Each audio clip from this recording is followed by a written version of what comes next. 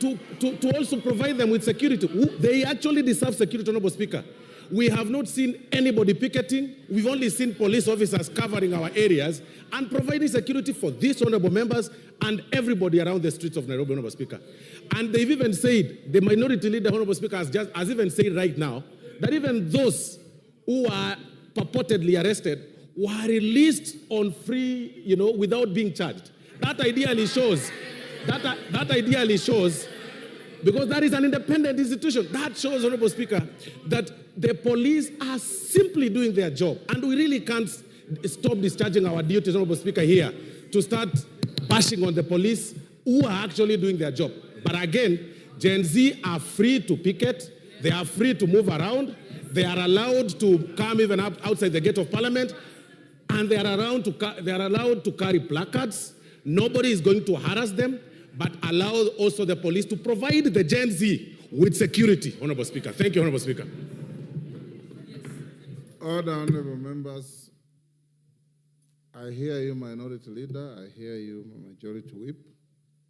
I came to Parliament very early, at 6, so probably the police had not taken their positions. This House will operate without any fear or favor, intimidation, or any negative pressure. I want to encourage you to be all times assured that you are safe here. I will direct the clerk and the sergeant to check with the police and report to me in the course of the morning what is happening so that I can also be able to react on the basis of fact. Thank you.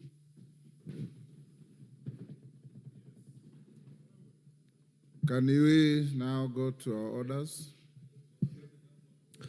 Order number 1, administration of oath. Order number 2, communication from the chair. Order number 3, messages. Order number 4, petitions. Phyllis Barto.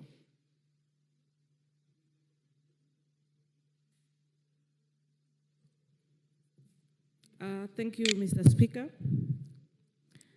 I, the undersigned, on behalf of the residents of Moibane constituency, draw the attention of the following, of the House to the following. 1, that Agricultural Settlement Fund Trustees was established in 1963 under the Agriculture Act, Cap 318 of the Laws of Kenya, Section 168, which was repealed by the Agriculture, Fisheries and Food Authority Act 2013. That the fund is managed by the Ministry of Lands and Physical Planning. Its mandate is vested in the Settlement Fund Trustees, jointly by the Ministry of Lands, National Treasury, Interior, and Agriculture. That the Elgeyo Border Scheme Settlement Scheme is among the schemes established under the fund in 1963 for agricultural development and purchase of land with an initial capital of 5,000 aimed at facilitating settlement and development in the region. That over the years, due to various socio-economic factors and changes in the land ownership, the burden of arrears of loan payment has become unmanageable for the current generation of residents. That many families inherited the debt without the corresponding assets or resources to repay it. Further, the original purpose of the Settlement Trust Fund has been overshadowed by the financial strain it imposes on the community.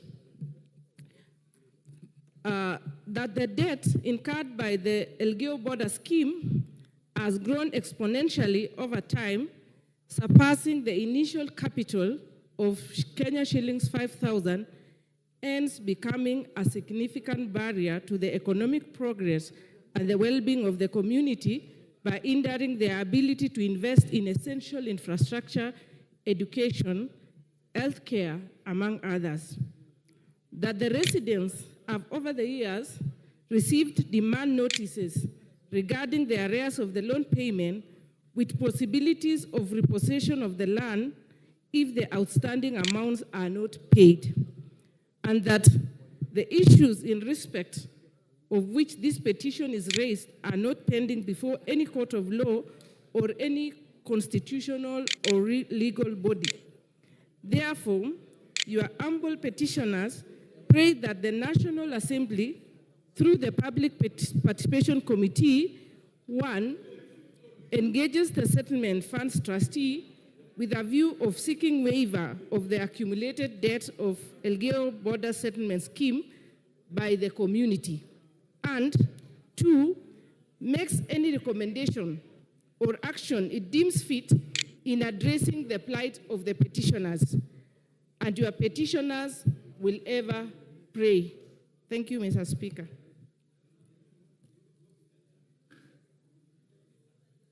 Thank you, Professor. Yes, Bukose.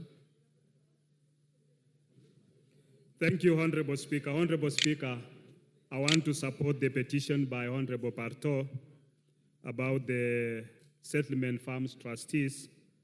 And this is not just limited to Honorable Parto, but I would want the committee, when they'll be looking into this issue, that we can have an amnesty for all SFT farms that are within the country, because these were meant to benefit the poorer people after the colonialists left. Unfortunately, when the colonialists left, many of these farms reverted back to the well-connected who were in government at that time. And they grabbed huge chunks of lands, squeezing the poor ones into sharing either 2.5 acres or 5 acres, and then imposing to them to pay 5,000, which was a lot of money at that time. And cumulatively, it has been accruing debts. So as we forgive all other debts, debts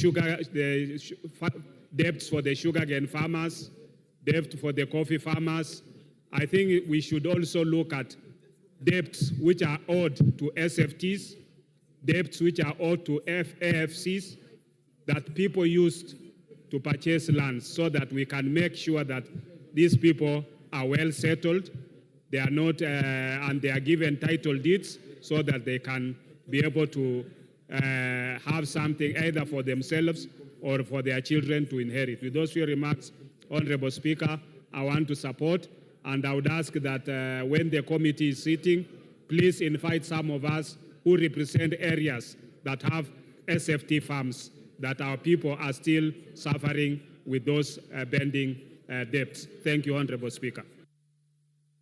Thank you. The petition is committed to the Public Petitions Committee to report back within 60 days.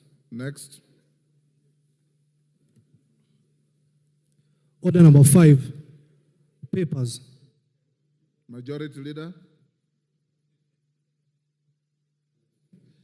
Thank you, Honorable Speaker. Honorable Speaker, before I lay this paper, if you allow me, I want to sincerely thank you, Honorable Speaker, for the way you conducted this session of yesterday. Yes, yes. I want to commend you, Honorable Speaker. If I get your full attention, I'll be very happy. I want to commend you for conducting the debate yesterday and actually sitting throughout. I watched you rise at 9. I think we need, if it was any other place, I would have requested we give the Speaker a standing ovation. But because this is Parliament, let's give him a stamp on our foot to appreciate him for the good job. And the way you conducted, there was danger that it would spiral into something else. But Honorable Speaker, you managed this House very, very well. And members also for the decorum and respect that we have for each other and for the Speaker. I want to thank you sincerely, Honorable Speaker, and Congole for that. Honorable Speaker, now I beg to lay the following papers on the table of the House today, Thursday, June 20th, 2024, in the morning sitting.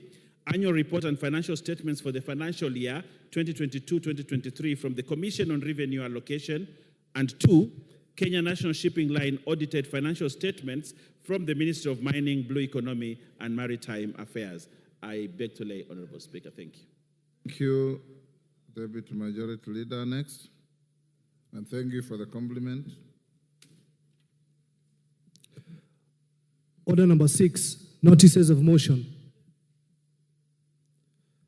Order number 7, questions and statements. There are 2 requests for statements. One from Monica Marubu, Women Rep Lamu.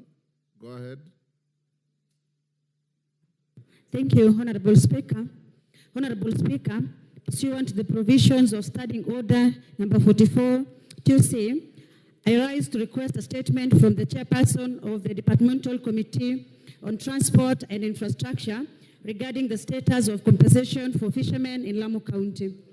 Honorable Speaker, for over a decade, fishermen have been engaged in legal battles and rigorous vetting processes to receive compensation after being displaced by the Lamu Port 3-berth project, also known as the Rapset project.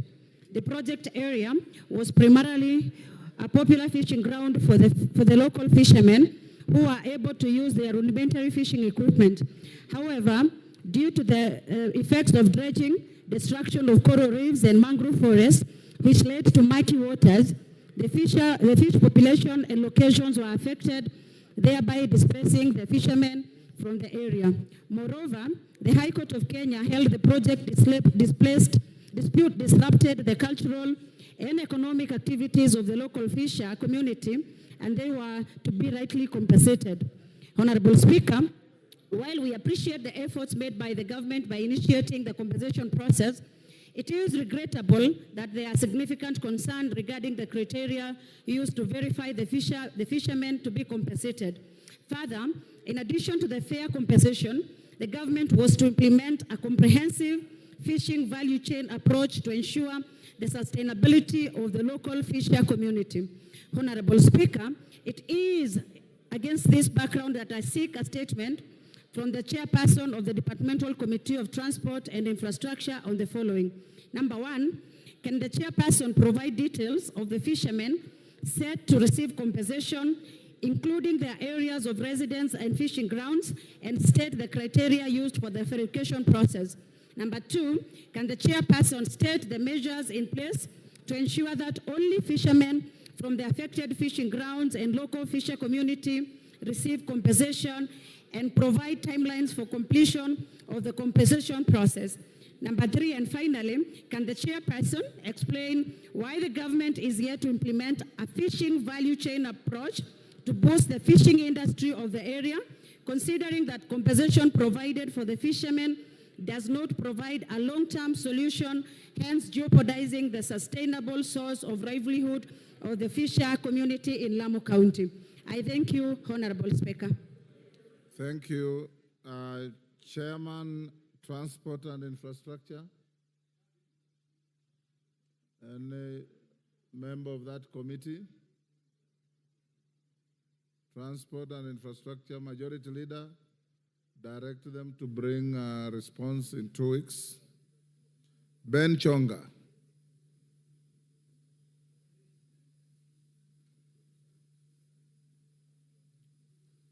Give him the mic. There you are. Thank you, Speaker. It's Ken Chonga, not Ben Chonga. Ken. Ken, yes. Oh, sorry. Yeah. Ken Chonga.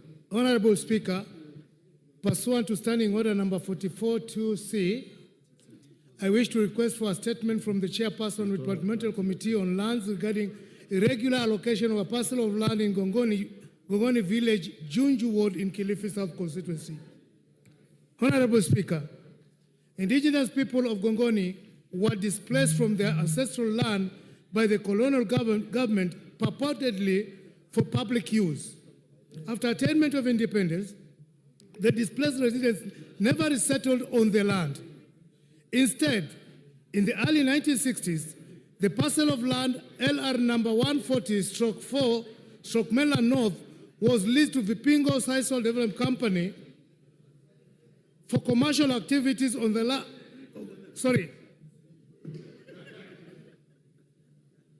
The parcel of land LR number 140/4/Mela North was leased to the Pingo, Sisal and Leasing Company.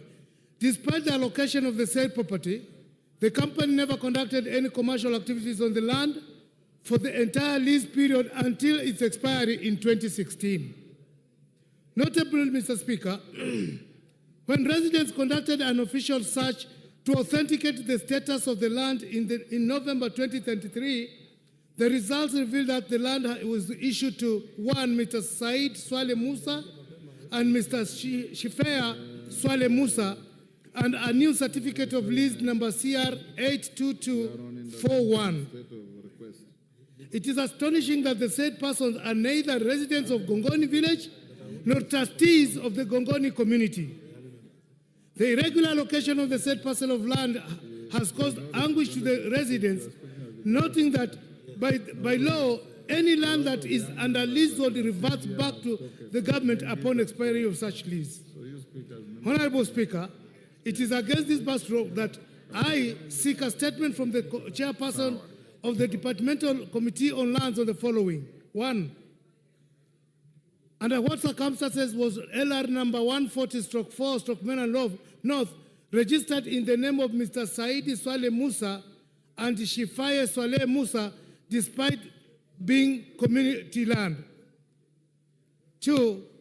What is the status of investigation into the regular allocation of the said parcel of land? 3. What measures will the Minister of Lands put in place to revoke the allocation of the said land if found in contravention of the law and revert the same to Gongoni community? I thank you, Honorable Speaker.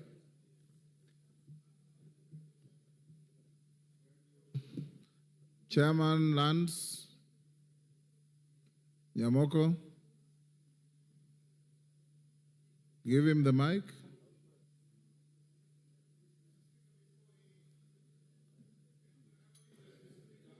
Yes, member for Changamwe.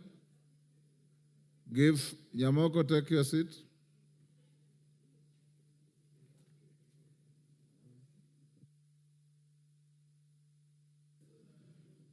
Thank you, Mr. Speaker. I want to express an interest in this matter. The said land belongs to our family. We have a title deed, genuine one, and the honorable member is aware that we own that piece of land. The so-called Shifea side are actually my cousins.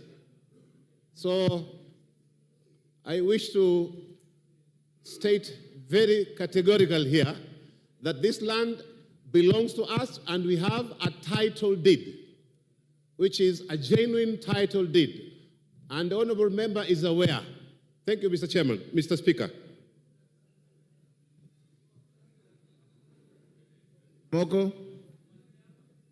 Thank you, Mr. Speaker. Mr. Speaker, we'll give a response in 2 weeks' time. 14 days. Next order.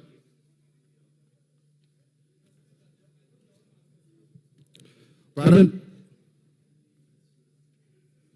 Yes, Bowen.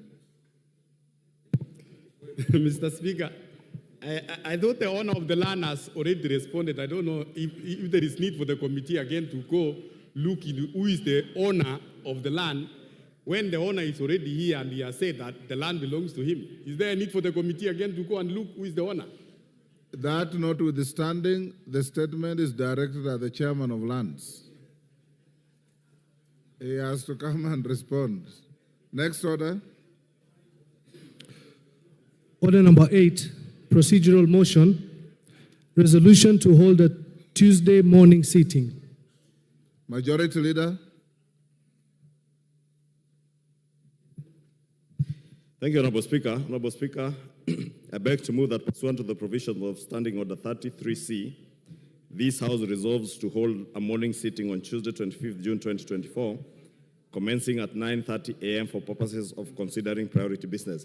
Honorable Speaker, members will realize we have very crucial business ahead of us today, top among them being the continuation of the finance bill. Honorable Speaker, I must thank the Gen Zs also, because, Honorable Speaker, for the first time in the history of this House, especially this 13th Parliament, at 8:30 a.m., not less than 50 members were already logged in.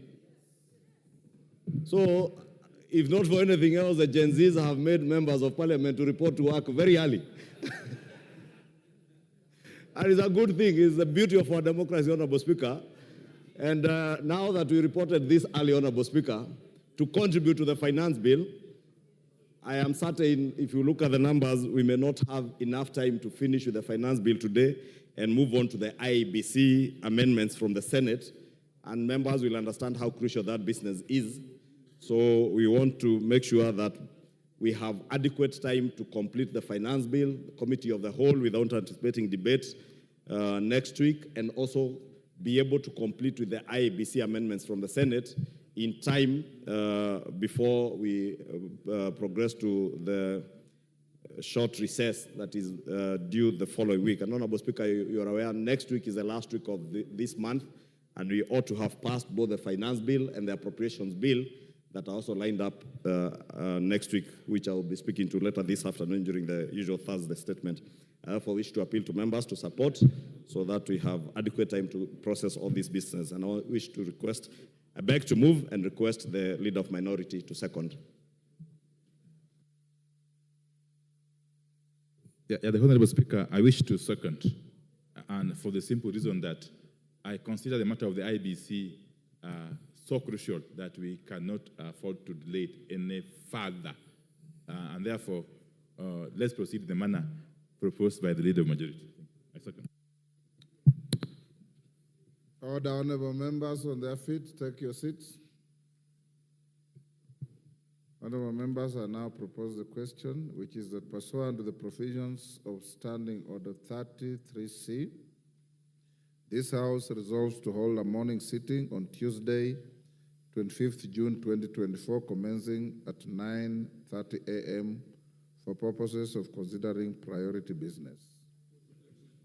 Put the question. Yes.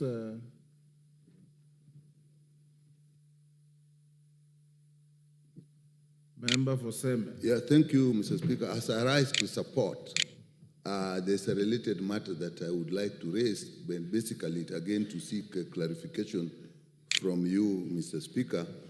You had indicated earlier, and I know that we are likely to go to the Committee of the Whole House on the finance bill.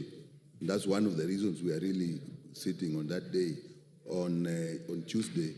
But also, you indicated last evening that those who want to make amendments should have their amendments in by 1 p.m. today. Mr. Speaker, the clarification I was seeking, normally we have more time. Why are we limiting today if the Committee of the Whole House is likely to be on Tuesday, as you had indicated? Because one would have thought that even up to tomorrow, midday, would still be adequate. That's the clarification I needed. But otherwise, Mr. Speaker, I support the Tuesday sitting. Before I put the question, Honorable Nyikal, I have made a pronouncement about 4 times on this floor that those who have amendments file them by 1 o'clock today. For the simple reason that 1, the bill has attracted a lot of contentious arguments and proposals. 2, the committee itself, in its report, has recommended a myriad of amendments to the bill. 3, we want to have sufficient time for amendments that may be identical or overlapping to be harmonized. And we can't do that if we are constrained with time. 4, if you are speaking for yourself, you are the sort of member of parliament who I know would draft an amendment before the bill is even moved. So I don't know why you want extra time. My direction that all amendments be filed by 1 o'clock stands, I don't think it's injurious to any member. I don't think it oppresses any member. And since the time I started making the pronouncement, no member has raised any reservation, Dr. Nyikal. And I believe your reservation is not only unhelpful, but will just draw us back to management of House business that will not be helpful.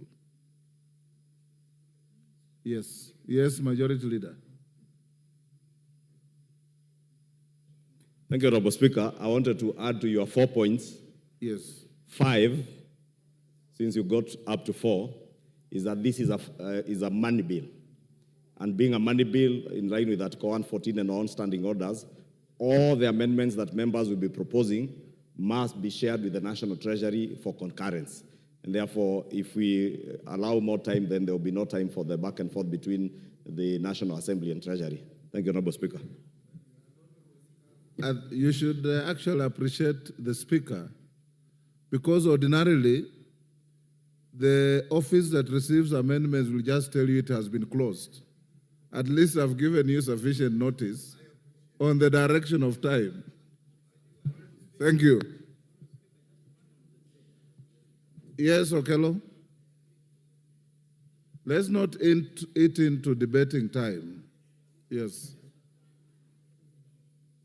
Give Okello the mic.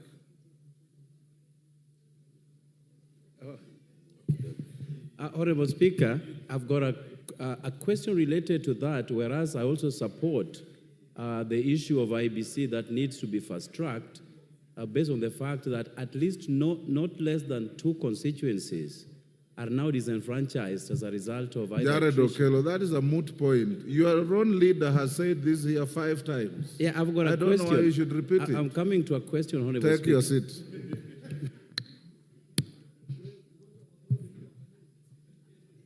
If you want to use up your leader's powers, the Speaker will not assist you on that. Honorable members, I now put the question, which is that pursuant to the provisions of Standing Order 33C, this House resolves to hold a morning sitting on Tuesday, 25th June 2024, commencing at 9:30 a.m. for purposes of considering priority business. As members of that opinion say aye. Will those of the contrary opinion say nay? The ayes have it. Next order. Order number 9, the Finance Bill, National Assembly Bill number 30 of 2024, resumption of debate. Yes, Honorable Wandai.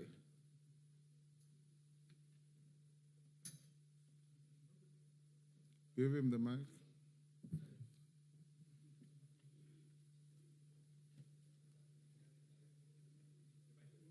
Give him the mic. Why? His mic is...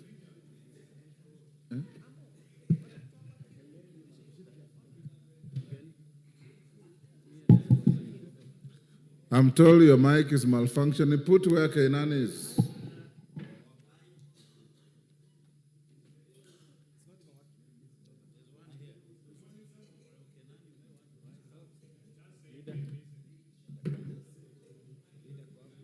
Yes, Honorable Speaker, sorry. Honorable Speaker, I've got an issue I need to raise now before we can proceed with the debate that was going on yesterday. Honorable Speaker, my attention has been drawn to a letter purportedly emanating from the Cabinet Secretary for National Treasury. I had dated 19th June, that was yesterday, and addressed to the Clerk of the National Assembly. It's also copied to the Right Honorable Speaker. And it's a letter concerning request for the advisory on conclusion of supply and ways and means process by the National Assembly. Honorable Speaker, going through this letter in a nutshell, really, in summary, the National Treasury CS is purporting to direct this House that, and I want just to read some paragraph here, that we further note that following the ongoing debate on the Finance Bill 2024, should the Finance Bill 2024 be approved as proposed by the National Treasury, the National Assembly can proceed with the consideration of the Appropriations Bill as published. However, if the revenue-raising measures contained in the Finance Bill are not approved by the National Assembly, there will be a likely revenue shortfall of approximately Kenya shillings 200 billion. In order to remain within the provisions of the law, I'm just paraphrasing, we propose the following measures, and so on and so forth. Honorable Speaker, first and foremost, the Cabinet Secretary is treading on very slippery grounds, and indeed dangerous grounds. First, by purporting to direct the House on what it's supposed to do in its legislative role. Two, is also anticipating debate, because as far as I'm aware, we are still at the stage of debating this bill. It is not up the duty of anybody out there to start anticipating how the bill will go. But more importantly, Honorable Speaker, Article 221 of the Constitution, if you can listen to, if just pay me attention. Article 221 of the Constitution.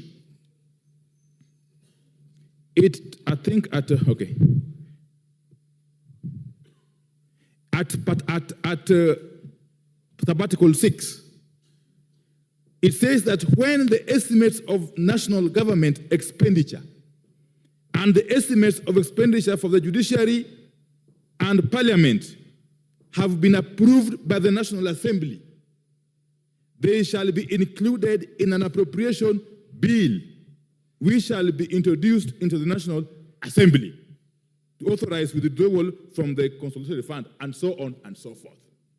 That is the Constitution. But if you go further to the Public Finance Management Act, Section 40, subsection 5, it says, and I want just to read quickly, that any of the recommendations made by the relevant committee of the National Assembly or adopted by the National Assembly on revenue matters shall, among other things, ensure that the total amount of revenue raised is consistent with the approved fiscal framework and the Division of Revenue Act. What am I saying? If you read the Constitution at Article 221(5), together with the Public Finance Management Act, Section 40, Honorable Speaker, subsection 5, you arrive at the conclusion that the appropriations bill can only be informed by the estimates, not by the finance bill, Honorable Speaker. That the appropriations bill can only flow or emanate from the estimates that we have actually approved this week also in this House. So what, therefore, is the CS purporting to say here? He's saying that if we don't approve the finance bill as in the form it originated from, I think, National Treasury, we shall have, therefore, to review or change the appropriations bill to conform with the finance bill as passed. Honorable Speaker, my submission is that it is the bill. First and foremost, we need to know from the chair of the Committee on Finance, because the work of the Committee on Finance is to look for ways to raise money to finance the budget that has been passed. Are they saying that they were never to look for money to finance the budget that we passed last week? If so, the logical thing, Honorable Speaker, is to do a supplementary budget. That is the only logical thing, not to do what the CS is purporting to direct us to do here. So what I want to ask you, Honorable Speaker, first and foremost, is to call the CS to order. To order from your chair. He cannot be seen to be supervising this House. In other words, actually he's trying to put pressure on this House to act in a particular manner. Yes. The CS of National Treasury, who is not elected by anybody, as far as I'm concerned, is purporting to supervise this House in its legislative role. Something that flies in the face of the Constitution and the relevant law, Honorable Speaker. So I would want at the very least that you direct that this letter be withdrawn by the National Treasury. And secondly, to compel him to commit not to attempt now or in the future to try to dictate to this House in the manner it's supposed to conduct its business. I submit, Honorable Speaker. Majority Leader. Thank you, Honorable Speaker, and let me thank the Leader of Majority for raising this particular issue about this letter. But, Honorable Speaker, the Minority Leader, sorry.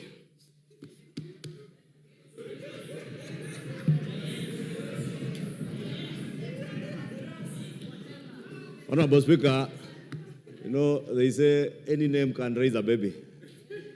And today you are the majority, tomorrow you can be the minority. There's absolutely nothing wrong with me, the slip of the tongue, referring to the Honorable Pio Wandai as a leader of majority. At times I've had people, the slip of the tongue, refer to Junet as a majority whip.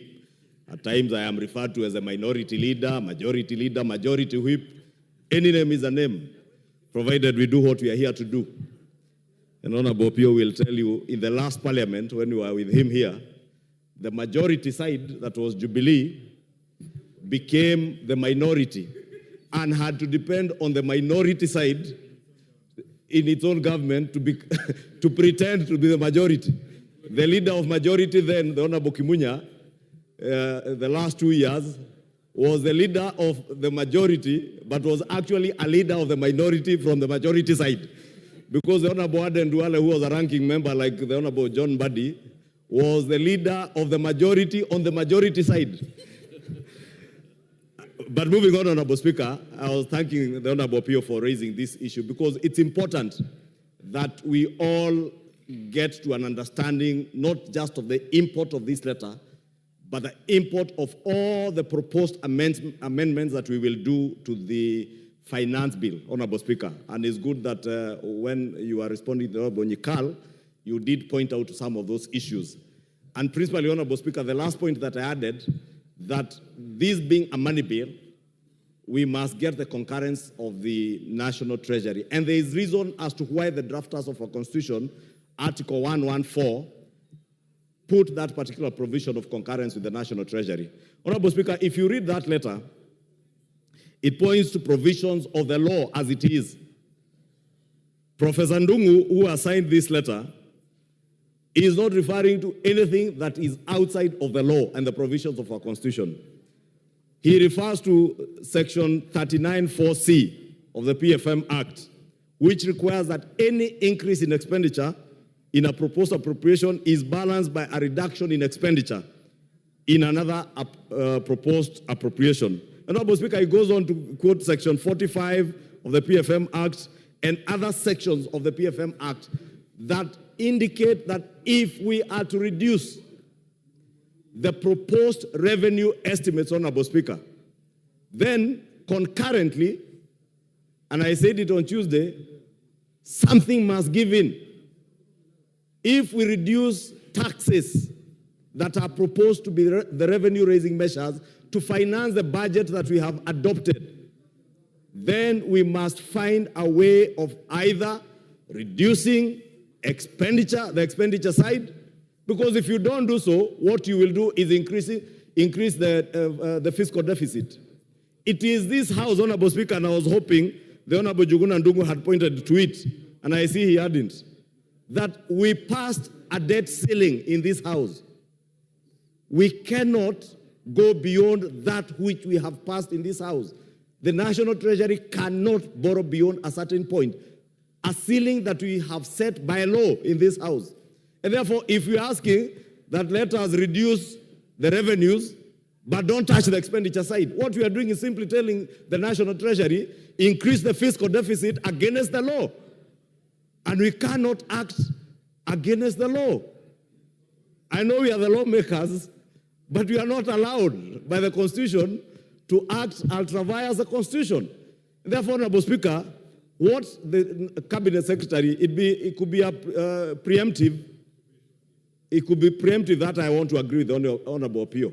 It is preempting debate, but the Honorable Njuguna Ndung'u, CS Njuguna Ndung'u, is not engaging in debate. This is an advisory opinion to us, reminding us that we need to abide by the Constitution and by our own laws. Honorable Speaker, the leader of minority spoke to the need, and he has asserted that the right thing, and he said it so emphatically you would want to believe him, that the right thing to do is to do a supplementary budget. That is the wrong thing to do. It is the wrong thing to do, Honorable Speaker, because you cannot begin from a mistake and say now we will break the law at this particular stage, then we will fix it with a supplementary budget. Supplementary budget should only come in once we have in the first instance, bound by what is provided for in the law. We have not burst our fiscal deficit as stipulated under our PFM Act. And if in the course of implementation of this budget, there are additional expenditures that then would lead to a bursting of that fiscal deficit, then we call for a supplementary budget. But we cannot say that at this point what we should be doing is a supplementary budget. What shall we be supplementing if we are even yet to pass the appropriations bill? We need to pass the appropriations bill and the finance bill so that we complete the budget-making cycle. Once you complete the budget-making cycle, then after that you can do a supplementary budget. But we cannot complete a budget-making cycle against the law. And that is what Honorable Pio and I is telling us that we should do. It is my humble submission, Honorable Speaker, then, that this letter is in good standing, and this is the way it is. I saw a number of votes, Honorable Speaker, and I said on Tuesday, Honorable Speaker, when this report was tabled, that someone once quipped that choices have consequences. And in lawmaking, the same is true. If we choose to cut on our revenue-raising measures, as the Finance Committee has proposed, there will definitely be consequences. Honorable Speaker, I am fortunate to have been in this House in the last Parliament. The Honorable Andai, who has raised this issue, and the Honorable Junet were in this House in 2018. In 2018, Honorable Speaker,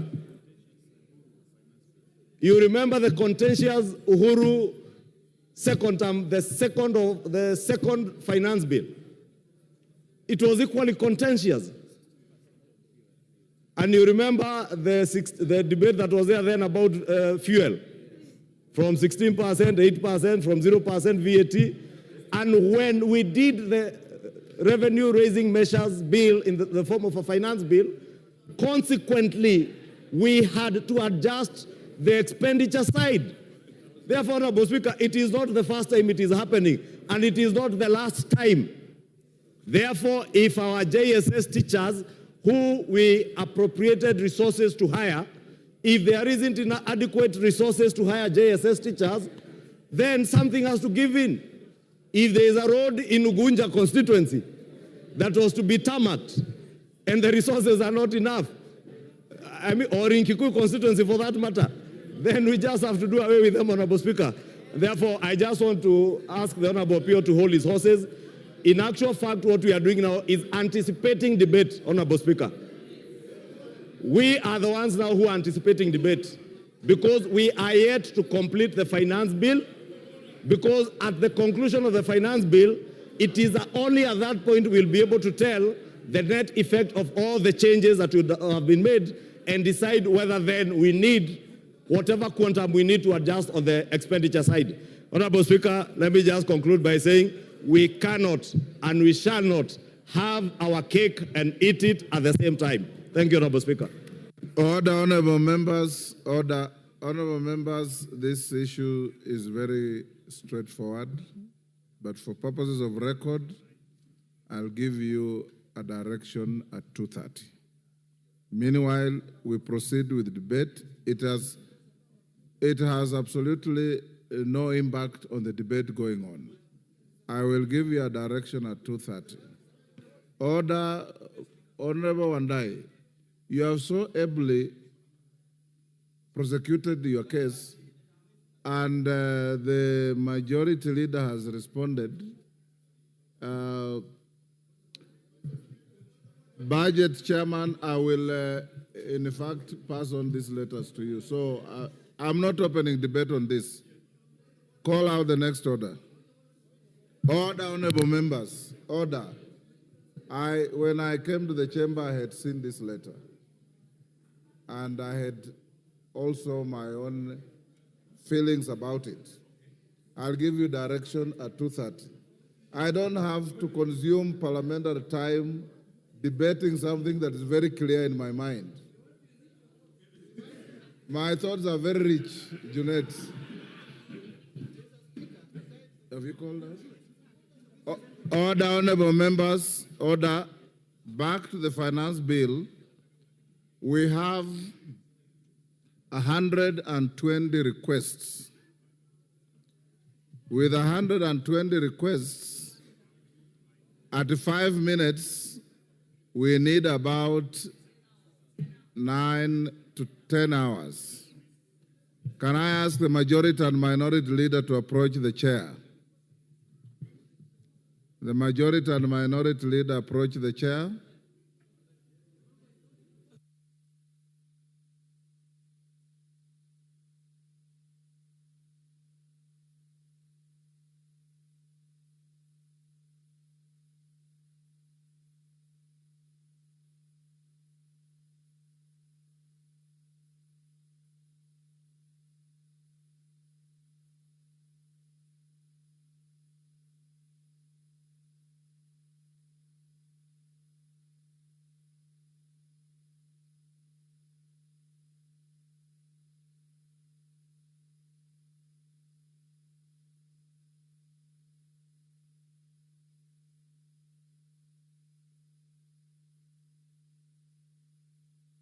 Order, honorable members. Order. Wangela, take your seat.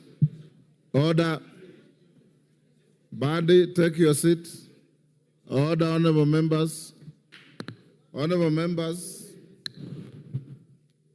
I want us to proceed as follows. We have Honorable Zambia, who has 3.5 minutes to go. I've told you how many of you have keyed in. At 7 a.m. this morning, 50 members had already keyed in. That shows the intensity of interest in the bill. We will start the debate now up to 1. In the afternoon, I'll give you 1 hour from 2:30 to 3:30. We will not need Honorable Pukose to call for the mover to reply. The mover will be called by the Speaker to reply at 3:30, whereafter we shall go to vote. I've consulted with your leadership on whether we should go on with 5 minutes and cut off at the hours we have agreed, or allow more members to contribute by truncating the time to 3 minutes. If you agree to 3 minutes, we can truncate the time to 3 minutes so that more members can speak. Is that all right with the House? I put the question that the time for contribution be reduced from 5 minutes to 3 minutes. As members of that opinion say aye. Will those of the contrary opinion say nay? The ayes have it. Secondly, honorable members, I encourage you to desist from raising frivolous points of order, because some members have been raising points of order that are completely far from points of order. Yes. So, in Zambia, you finish your 3.5 minutes. The next members I call, you'll be taking 3 minutes. Members, you also keyed in very early, but sometimes the chair may not necessarily follow the list because you find like you have 10 members in a row from one side. We have to balance the house. So we will be jumping and zigzagging in the list to make sure there's some balanced representation on the floor. Zambia, go on. Thank you, Honorable Speaker, for this opportunity. Honorable Speaker, we have a responsibility as a House to protect the interests of our Kenyan citizens. Honorable Speaker, I totally oppose this finance bill. Reasons being that, Honorable Speaker, we understand that the motor vehicle tax, edible oil tax, among others, have been deleted. But Honorable Speaker, there are so many hidden taxes. Honorable Speaker, when you talk of 7 shillings per litre in fuel levy, it means that the cost of production in the local industries will go up. Honorable Speaker, even the cost of producing bread will be higher than even the normal rate as at now. Honorable Speaker, our Kenyan citizens are struggling to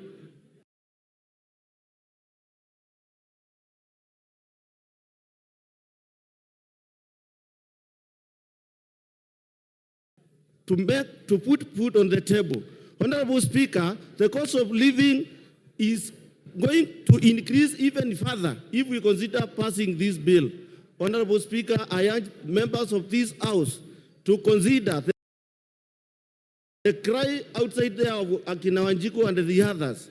Honorable Speaker, the life of the Kenyan citizen of running businesses is totally unbearable as we speak now. Honorable Speaker, when it comes to the local industries, they are closing down their businesses. Reason being that the cost of production is going high and high every time.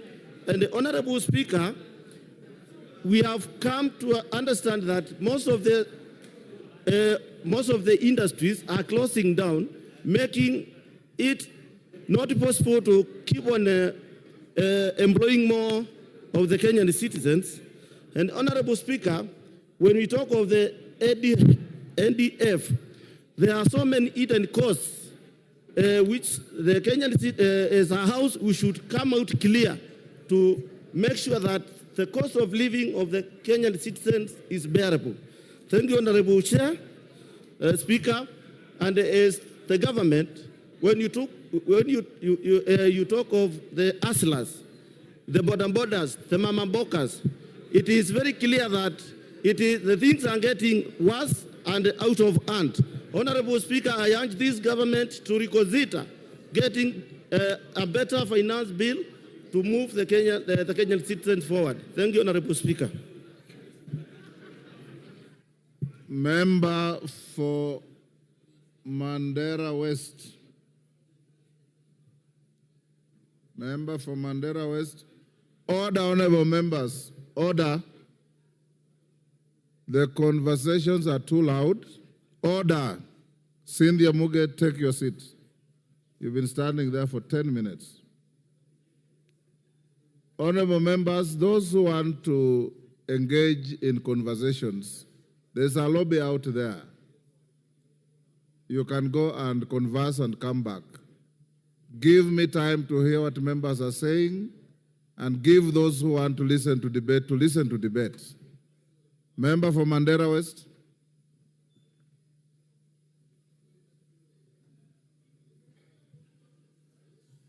Give him a functioning mic.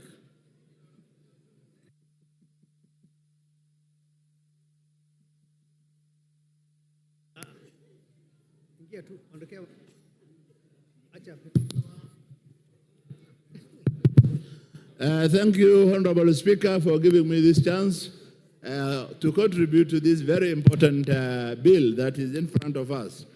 Mr. Speaker, sir, finance bill is an annual event. It has been done from the time Kenya was born up to this time. I personally, I think this is the seventh one I am contributing or participating in. And therefore, we all know that without finance bill, there will be no government activity. If you don't pass finance bill and allow the government to continue with its activity, there will be no government activities. And we all know that the government is there for the interest of the community, the larger community. I take this opportunity to sincerely thank the Finance Committee for listening, for doing a very thorough public participation all over the country, and for listening to the various issues that has been raised by the public, and for particularly saying that the contentious issues such as the VAT on bread, motor vehicle, the eco levy on sanitary pads and diapers, the excise duties on vegetable oil and others, which were contentious, they have already recommended that it be dropped. And therefore, it is for this House to concur with the recommendation of the Finance Committee to drop those very contentious issues.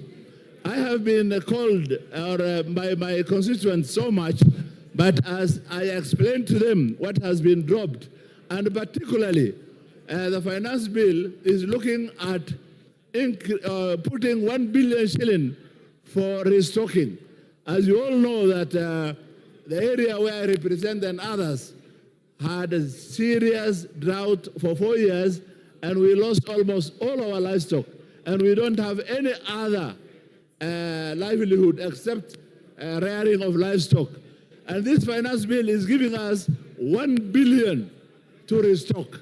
That is a very big gain, and my constituents have told me that to make sure that 1 billion is protected.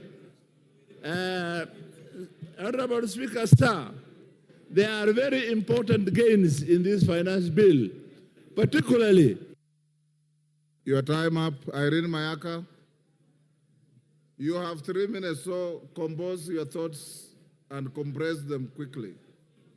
Thank you, Honorable Speaker. Honorable Speaker, I take this opportunity to emphatically reject the finance bill. And Honorable Speaker, one of the things that I just want to say and make very clear is that we should not subject ourselves to the pressures that are being implemented by the IMF on funding conditions that they are giving to this country.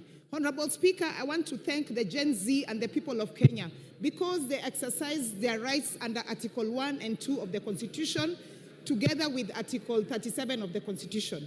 Honorable Speaker, in my quest to reject the finance bill, one of the things that I just want to say very clearly, I keep hearing members telling us that we need to start using locally manufactured sanitary towels, and especially to our male members. I just want to tell you, stop taking Panadols for our headache.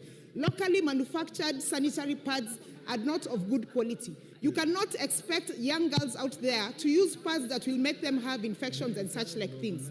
Honorable Speaker, some of the clauses that I really want us to look into and come and also reject is, for example, clause number 63 that talks about KRA having access to our information. Clause number 23 that talks about amateur sporting association being added additional tax. Honorable Speaker, some of the repercussions that we will have as a country if we continue with this finance bill is that we are making our investment climate to become a very unpredictable one. We will make our country not be and have appetite for investments from foreign investors and local investors.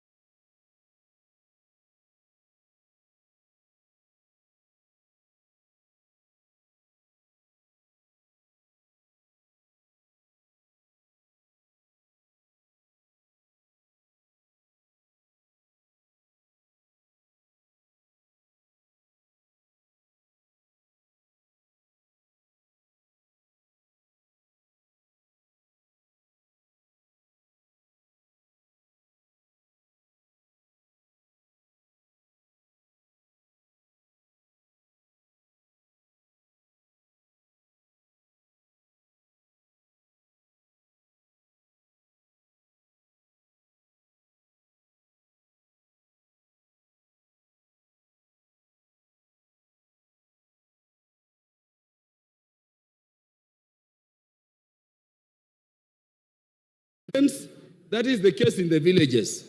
Honorable Speaker, you may say we are going to impose taxes only on imported table eggs.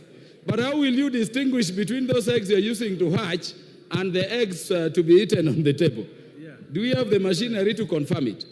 Honorable Speaker, there is no empirical data. And this is where I think the Finance Committee failed this House. Do we have data in terms of the amount of eggs which are imported against the amounts produced locally that are in our market? Once we increase the price for imported eggs, going by the amounts, my fear, Honorable Speaker, is that when you go to the shop, you will not distinguish. Honorable Speaker, the last... Time up, Ferdinand Wanyonyi. It is 3 minutes. Don't talk as if it is 10 minutes, it's 3 minutes. I want to take this opportunity, thank you very much, Speaker, to remind this House that the budget is actually an annual circulation, and therefore I'll ask members, and I think the opportunity is there, not only that, but not to whip our emotion on this. Let's not whip our emotion on this. The opportunity has been given to us to have suggestions, so that I can be able to have suggestions that can be able to at least correct whatever we have gone wrong, to be able to correct and put in whatever input you can put to be able to create more opportunities for our people. Therefore, Mr. Speaker, mine is to ask members to come up with those suggestions, because the ball is in our court, to be able to come up with whatever suggestions you have, to be able to correct and implement some of these issues that can be able to make this country to be self-sustainable. As you know, you are told Kenya is now the 27th fastest growing economy in the whole country.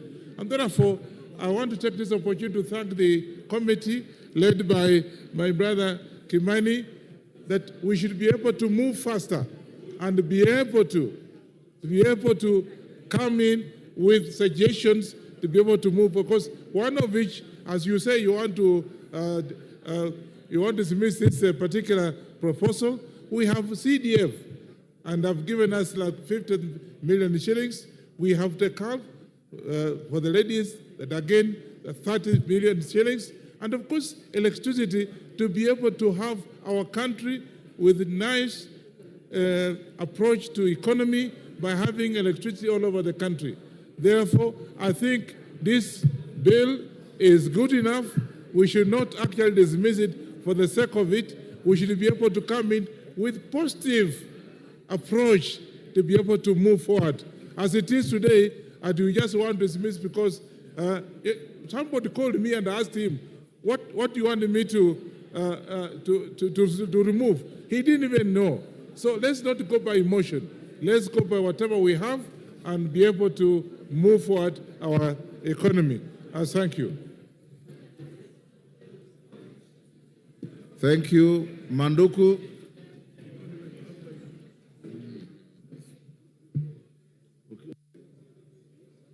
Thank you, Mr. Speaker.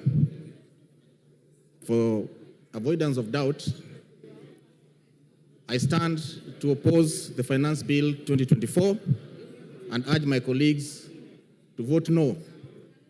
Mr. Speaker, the bill as presented before the House goes against our own tax policy, which we approved in this House.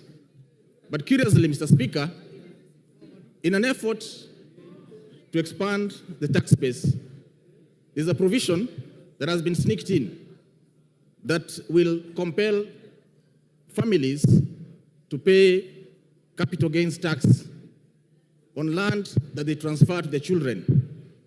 If you look at the proposal to amend the Stamp Duty Act Cap 480, I find it difficult that if I give my son land, or if I ask my family to donate land to my children, I'll be compelled to pay some taxes.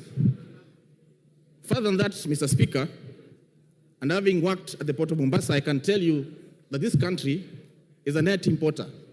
And therefore, increasing the IDF fees by 0.5% will have a net effect of having expensive goods manufactured locally.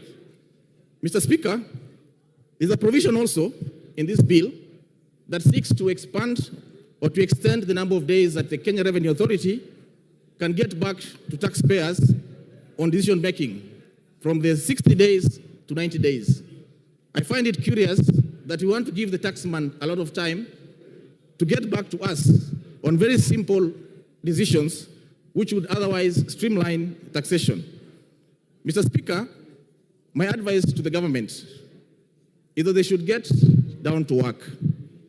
Avoid listening to tweeting economists and avoid too many prayers. Get back to work and grow the economy. Thank you, Mr. Speaker. Member for Kajiado Central.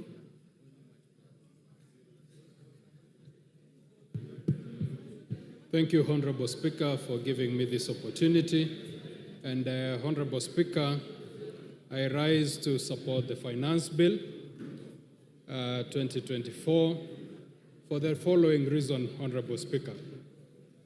One, the Finance Act 2023 had reduced the import declaration fee from 3.5 to 2.5%. This, Honorable Speaker, not only gave us a whole of 10 billion shillings, but it also encouraged importation. And Honorable Speaker, we all know the net effect of this. The proposed finance bill, Honorable Speaker, is proposing to take back the importation declaration fee to 3.5 and therefore discouraging importation and therefore growing our industries. Honorable Speaker, I'd like to commend the Gen Zs who have been out there, but also advise them to seek information, because one of the reasons why these young people are out in the streets is mainly because of unemployment. This importation declaration fee that has been increased seeks to grow our manufacturing sector and therefore seeks to employ the same young people. Second, Honorable Speaker, is the eco levy in clause 45 of the bill. Honorable Speaker, we all know the effects of climate change, the negative effects of climate change. This levy, Honorable Speaker, seeks to protect our environment from environmental wastes, which is one of the contributors to climate change. Honorable Speaker, we could go on and on climate change and the effects and the negative effects that this has brought to the economy of this country. And lastly, Honorable Speaker, as a pastoralist, and I also urge the pastoralist members who are here to be keen. In the past budget, we have 1 billion shillings that is meant to be restocking money for our people. Our people had suffered losses due to drought. The 1 billion is going to be a game changer to our people. There is also money for value addition. And this, Honorable Speaker, I support the bill. Thank you. Thank you. Karole Omondi.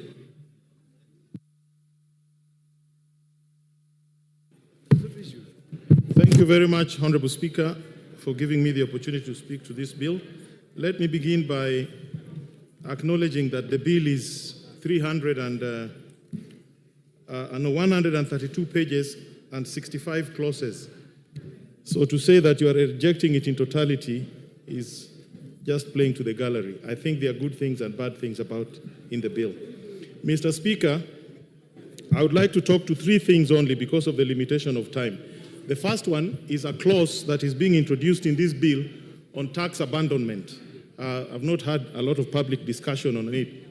But for the first time, we are being asked to make provision in law for the Commissioner of Tax, together with the CS Treasury, to give tax waivers where, in their view, the tax cannot be collected.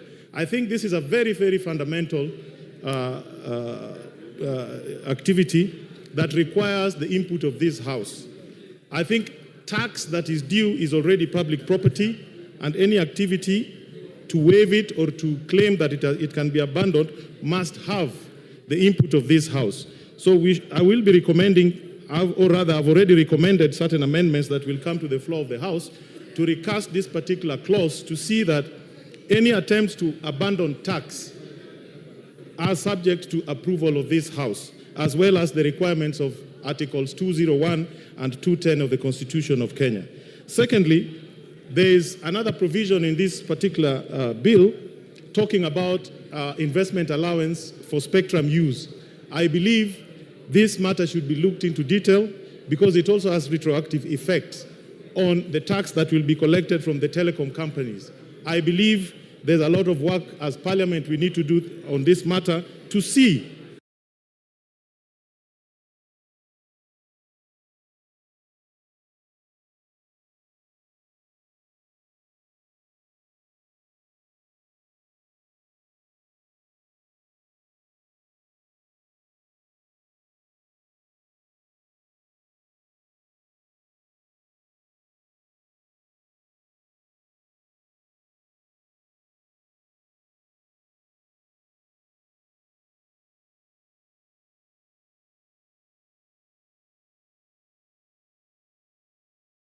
that we do not. If possible, you could add me a few minutes so that I bring forth a message. If possible, you could add me a few minutes so that I bring forth a message I have for the House. Okay, I'll give you an extra 2 minutes, so you have 5 minutes. Thank you very much, Honorable Speaker. Honorable Speaker, as the rule provided in the PFM Act, Article 39A, that we have to balance our expenditure and our revenues. Honorable Speaker, I want to talk as the chairman of budget, and I actually want to talk as an indifferent party, that whatever may happen on the bill, the Budget and Appropriations Committee is prepared, Honorable Speaker. But from the onset, we want to laud Kenyans for their voices. This country belongs to Kenyans, and when they express themselves, they are doing precisely what the Constitution provides. I also want to laud all the Kenyan leaders, including our side of government and the other side, Honorable Speaker, because we are all geared to the welfare of the Kenyan people. Honorable Speaker, I have since, and I want members to, if possible, they can have this in their mind as we debate. I have since received a letter and communication from the National Treasury addressed to the clerk of the National Assembly, but I am copied as the chairperson of budget. And Honorable Speaker, the Treasury is looking in all scenarios. Scenario number one, if the bill passes only with the amendments from the Finance Committee. Scenario number two is actually if the bill, the MPs in their wisdom decide that we shelve it. And Honorable Speaker, if the status quo remains, that we pass the bill as proposed by the Honorable Kimani Kuria and the committee, the appropriations bill passes as it is, Honorable Speaker, as we did last week. However, Honorable Speaker, it is important for members to note that in case there is a downfall in terms of the revenues by the proposed 200 billion that was to be raised in the finance bill, Honorable Speaker, then the government and the National Treasury and the Budget Committee is also prepared for that scenario. And I have communication, Honorable Speaker, from the National Treasury from the proposals. And I wish that I read some of them, that if the bill does not pass, Honorable Speaker, we'll be reducing the budget for the State House for 51 million, budget at the State Office of the President for 51 million, security organs, defense, for example, will be losing 7.75 billion, ongoing pivots in our constituencies will have to shelve that ambition by reducing by 800 million, Honorable Speaker. Higher Education Loans Board will be losing 3.2 billion. Honorable Speaker, the JSS teachers, 46,000 of them, Honorable Speaker, by letting this bill pass, will actually be giving jobs at the permanent and pensionable. And Honorable Speaker, if the wisdom of this House is to shelve that decision, then it means the JSS teachers, whom, Honorable Speaker, I would persuade this house that we confirm there will be no funding. NGCDF will be reducing by 15 billion shillings, which is 50 million per constituency, Honorable Speaker. The monies we appropriated for electricity, 50 million per constituency, Honorable Speaker, by, again, not giving the National Treasury the power for more revenue-raising measures. The 50 million per constituency will be disappearing today, Honorable Speaker. Coffee Cheriford will be cut 1 billion, Honorable Speaker, if there is no funding, Honorable Speaker, through the finance bill. Our last plea is this. This letter is public information. It can be shared to the members of Parliament. Honorable Speaker, my plea is this, as the chairman of budget, that if it's possible, the House Business Committee can actually bring the appropriations bill this afternoon. That the decision that we take in the finance bill, we can also cascade the same by appropriating the proposed cuts in the appropriation bill so that we can finish the entire business today, Honorable Speaker. However, Honorable Speaker, I am sure with the same energy that we are speaking either for or against, we will also explain to Kenyans, the JES test teachers, I am sure those who will be voting against their confirmation to PNP, we will also explain to them, Honorable Speaker. Those voting against increment in CDF will also be, Honorable Speaker, explaining to Kenyans about it. Those who will be voting against the increment, Honorable Speaker, of employing 20,000 more teachers will have an ample time to explain to the teachers of this country, Honorable Speaker. And Honorable Speaker, the proposed cut in terms of roads is 15 billion. Those who will be voting against the increment of 15 billion to roads, I am sure they'll eloquently explain to Kenyans about it also, Honorable Speaker. A minute to finish.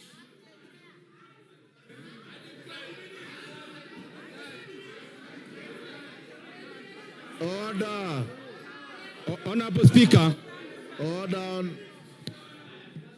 honorable members. Order. Order. Give him 3 minutes and wind up. Honorable Speaker, I want to be very objective.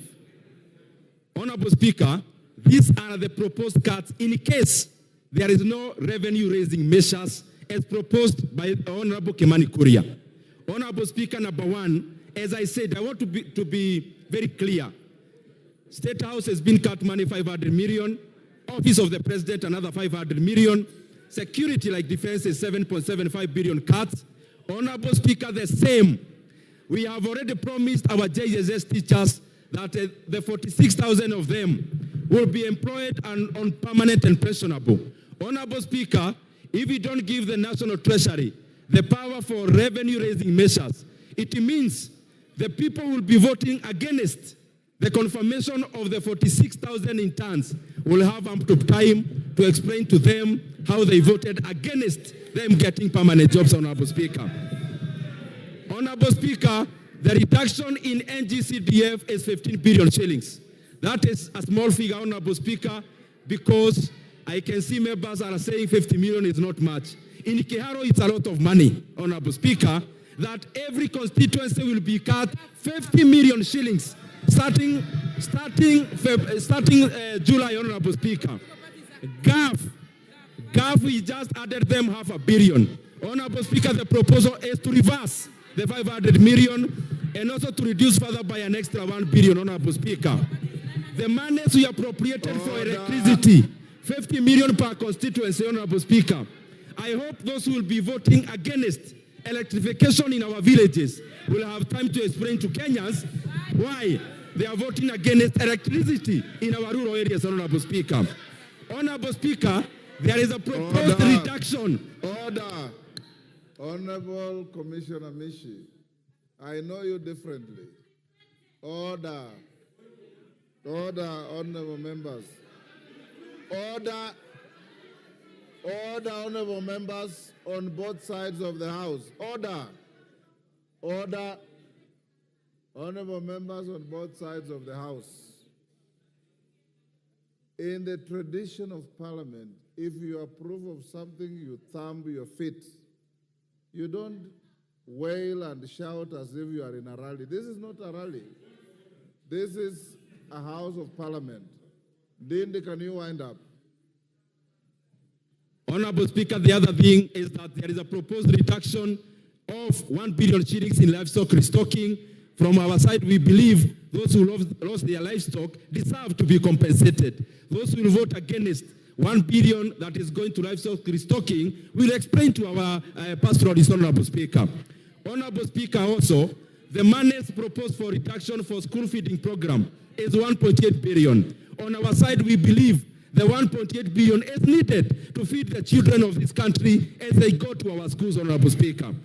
Honorable Speaker, the political parties, we can all agree in unison. We are proposing a cut of 900 million. I know that is not contentious. We can agree to cut it this afternoon, Honorable Speaker, because we are also prepared for it. Honorable Speaker, there is a proposed cut of 5.5 billion shillings for cash transfer. Our parents who registered last year deserve to get their cash transfer. Order, time up. Bet Simba. Order.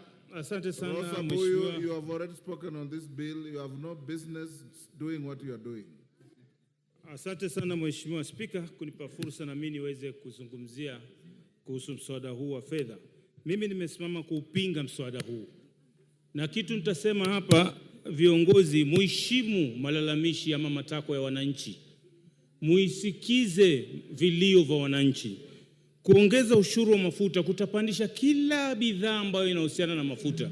Kwa hivyo hii ni shughuli ambayo haifai kwa sababu gharama za maisha zitakuwa juu.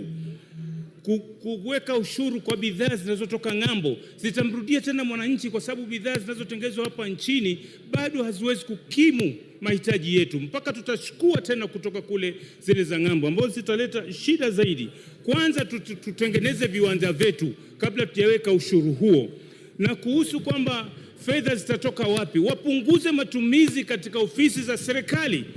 Wanaweka pesa nyingi kuhudumia wageni wakija. Kama mgeni amekuja, mpe maji ya kunywe, na kama ni lazima akae paka mchana, mpe kidheri, mwambie hiyo ndio chakula chetu cha kitamaduni, sio kukula makuku na madino kwa gharama za wananchi. Mnaleta paka tu katika sehemu zenu.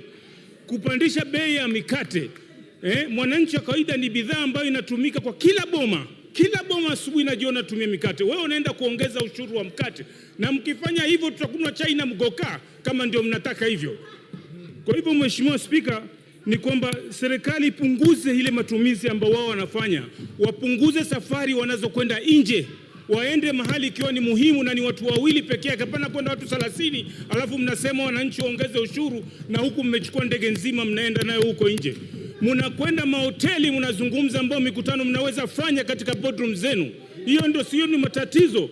Kwa hivyo mimi nasema kwamba ushuru ama hii mswada wa fedha uangushwe huu, kwa sababu wananchi wameusoma. Msione wale watoto wale vijana wameandamana, walisoma kwa sababu huu mswada uko katika mitandao, wanajua kila kipengee kile kilichoko pale. Mnaongeza matairi, mnaongeza vyombo ambavyo vitapima saratani. Mnaongeza bidhaa ambazo za x-ray ambao tayari matibabu ni gharama, na saizi mnaongeza tena. Itakuwa zaidi, watu wanaumia, watoto wanajinyonga huko kwa sababu ya depression ambao ziko nazo.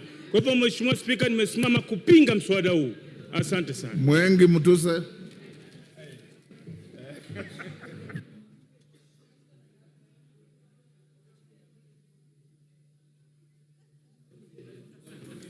Thank you, Mr. Speaker. Mr. Speaker, my friends. Thank you, Mr. Speaker. I wish to make a very brief contribution. And my contribution, first of all, is to debunk some erroneous myths that have been perpetuated in this debate. Mr. Speaker, during this debate, a perception has been created that the contestations are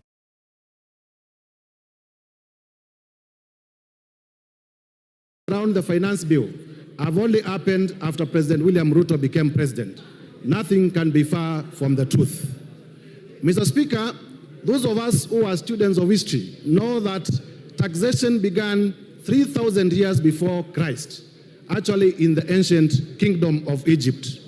And even at that time, taxation was contentious. It has also been said before this House during the government of Kenyatta 1, during the government of President Moi, during the government of President Kibaki, during the government of Kenyatta 2, and even now, the finance bill has been an annual event, and it has never been a smooth sail. But something different has happened this year, Mr. Speaker. During the many times that the finance bill has been presented before Parliament, a lot of the times the voices of the people have never been factored by either the Parliament or by the executive. But for the first time in history, the voices of the people have been heard and have been factored in the report that was presented before this House by the Finance Committee. One of the principles of good governance is responsiveness to the wishes of the people. And I want to laud the Finance Committee for being responsive to the wishes of the people of Kenya. Mr. Speaker, politics is a very interesting game. On Tuesday, and if we may be heard in silence, Mr. Speaker, on Tuesday, after we finished our parliamentary group, I had a very jovial discussion with some of my friends who are on the other side. I had very jovial discussions with some of my friends who are on the other side, and they were saying, why have you removed everything that you wanted to rely on in the finance bill to do politics? And I asked them, but you complained about these things, and you have been heard and they have been removed. And they told me, you know, the work of opposition is to oppose. And now that you have pulled the carpet under our feet, we must find something new to hang on. I am saying this so that Kenyans know that the opposition to the finance bill is majorly inspired by politics. It may not be inspired by the content. Lastly, Mr. Speaker, as a lawyer, I want to say, and this would have been ably articulated if I may get 1 minute, that the issues that have been complained of have already been overtaken by events. They are actually otious. Finally, what is the effect of rejecting the finance bill? The effect of rejecting the finance bill is to resort back to the finance bill of Joseph Oyula.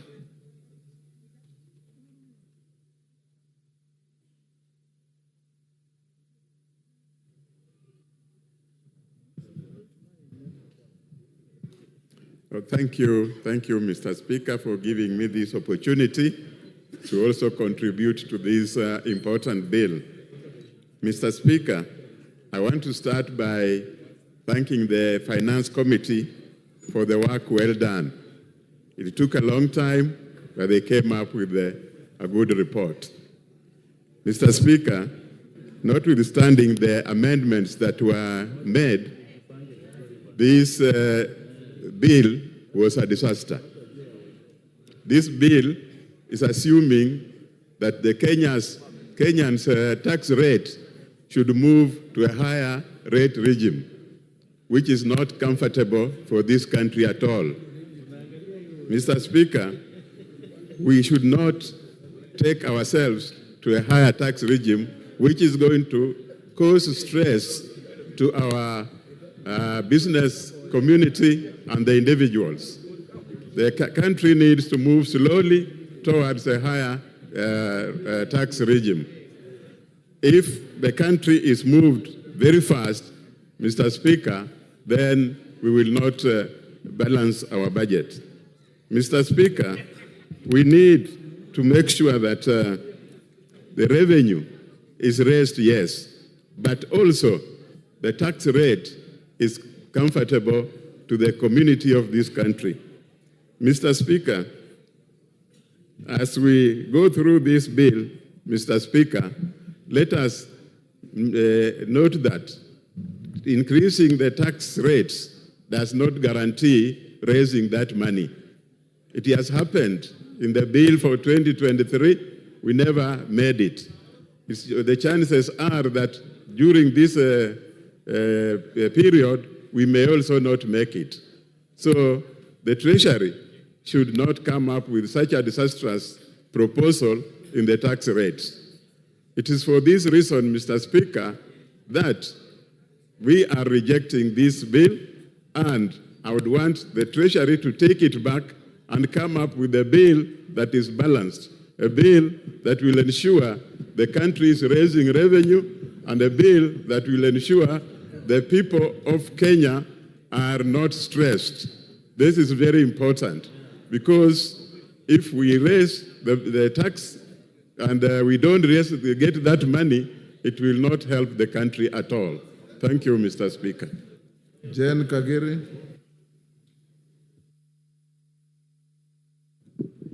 Thank you, Honorable Speaker, for giving me an opportunity to contribute to this very important bill. Honorable Speaker, allow me to start by congratulating the Finance Committee for listening to Kenyans and honoring their request on the deletion of the taxes that they felt that were punitive on them. Honorable Speaker, I would want to contribute on the clause on the introduction of eco-levy on sanitary towels and diapers. Honorable Speaker, I speak as the chairperson of the 47 women representatives. And recently, Honorable Speaker, we had the opportunity of enacting the Education Act of 2016, where we ensured that every student from class 5 to class 8 girls receive their sanitary towels. Honorable Speaker, out of the 47 counties, only 4 local manufacturers were given the opportunity to supply these sanitary towels. Honorable Speaker, this prominent house has been treated to a lot of drama and untruthful stories of the situation we find ourselves with sanitary towels. Allow me, Honorable Speaker, to state that this levy has been introduced so that we encourage our local production and our local manufacturers, Honorable Speaker. I hear some members say that we will have low supply because we don't have enough manufacturers. Honorable Speaker, I have had conversations with our manufacturers who are able to produce enough sanitary towels for us. Honorable Speaker, a visit to the supermarkets made me learn that sanitary towels that are locally manufactured are cheaper than those that are imported. Honorable Speaker, we cannot allow importers to continue making unscrupulous profits on Kenyans here, yet they pay no excise on their products, and the local manufacturers have to pay VAT on their raw materials. Honorable Speaker, I stand to support this bill, and I stand to support the eco-levy be charged on sanitary towels and diapers to ensure that we grow our local manufacturers. A local manufacturer told me he used to have 600 employees. He has reduced them to 100 because of idle capacity. Honorable Speaker, it is our time to stop speaking from both sides of our mouths. If we want to create employment, we cannot be the defenders of importers. Anybody who wants to import can come set up the industry locally, and that way we are going to give them all the business that they need. And if they lack a place to go and establish their industries, I'm gladly welcoming them to Laikipia County, where they can come and set up a manufacturing industry, and we will not charge them any duty as long as they are producing diapers and sanitary towels locally within our country. Honorable Speaker, allow me to conclude by saying, Honorable Speaker, allow me to conclude by saying, I'm speaking as a user of sanitary towels, as well as a mother to a toddler who uses diapers. So, Honorable Speaker, anybody telling us about imported sanitary towels, they range from the price of 75 shillings to around 175 shillings. Locally produced sanitary towels are ranging between 55 shillings and 75 shillings. Andon Olwach. Thank you, Honorable Speaker. From the very onset, allow me to say that I rise to oppose this bill. Honorable Speaker, the Finance Bill 2024-2025 has redefined our public discourse on things that affect us, especially on the question of how, when, what, and where to tax the people of Kenya.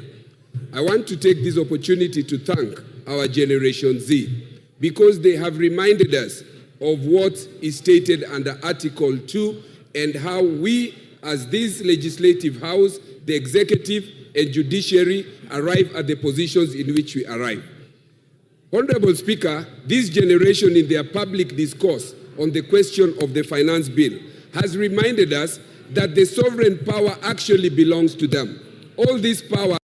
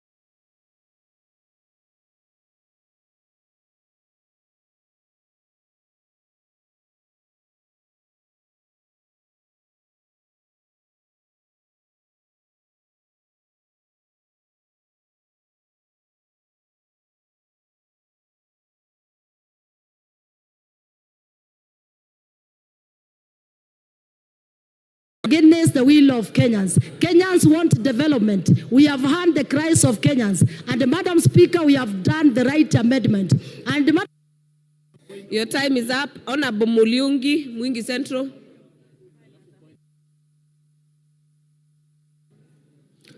Thank you, Madam Speaker. Madam Speaker, I am directed by the people of Mwingi Central and the youth in general to reject this bill.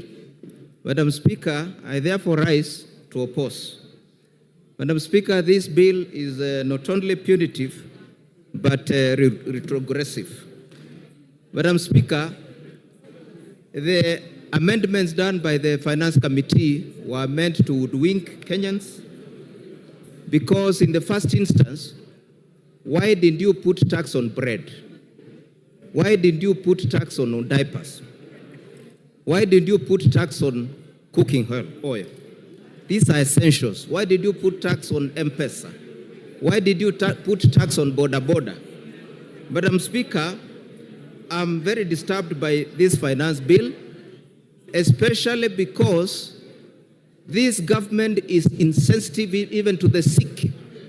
There is a tax on cancer equipment, which will eventually increase the cost of treatment of cancer. Madam Speaker, the bill in general intends to increase taxation, which eventually will increase the cost of living, and it will make life harder and make Kenyans poorer. Madam Speaker, we recall that the Kenya Kwanza government promised a bottom-up economic model, taking money to the hustlers, to the villages, to the poor. But this bill is now taking money from the poor and bringing it back to Nairobi. Madam Speaker, I care for the people of Mwingi. I care for the jobless. I care for the youth. I care for the hustlers.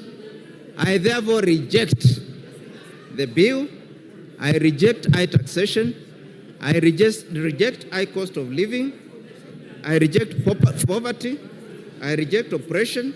I condemn Treasury for bringing this shoddy bill to Parliament. And therefore I demand its withdrawal. Madam Speaker, I oppose archaic, punitive, outrageous, and careless finance bills in the future. I say no to this finance bill. I say no to oppression. I say no to unfair taxation. I say no to poverty. I reject the finance bill. I reject. Thank you, Madam Speaker. Member for Butere, Honorable Tindi. Asante sana madam. Asante sana Bi Speaker kwa kunipea nafasi.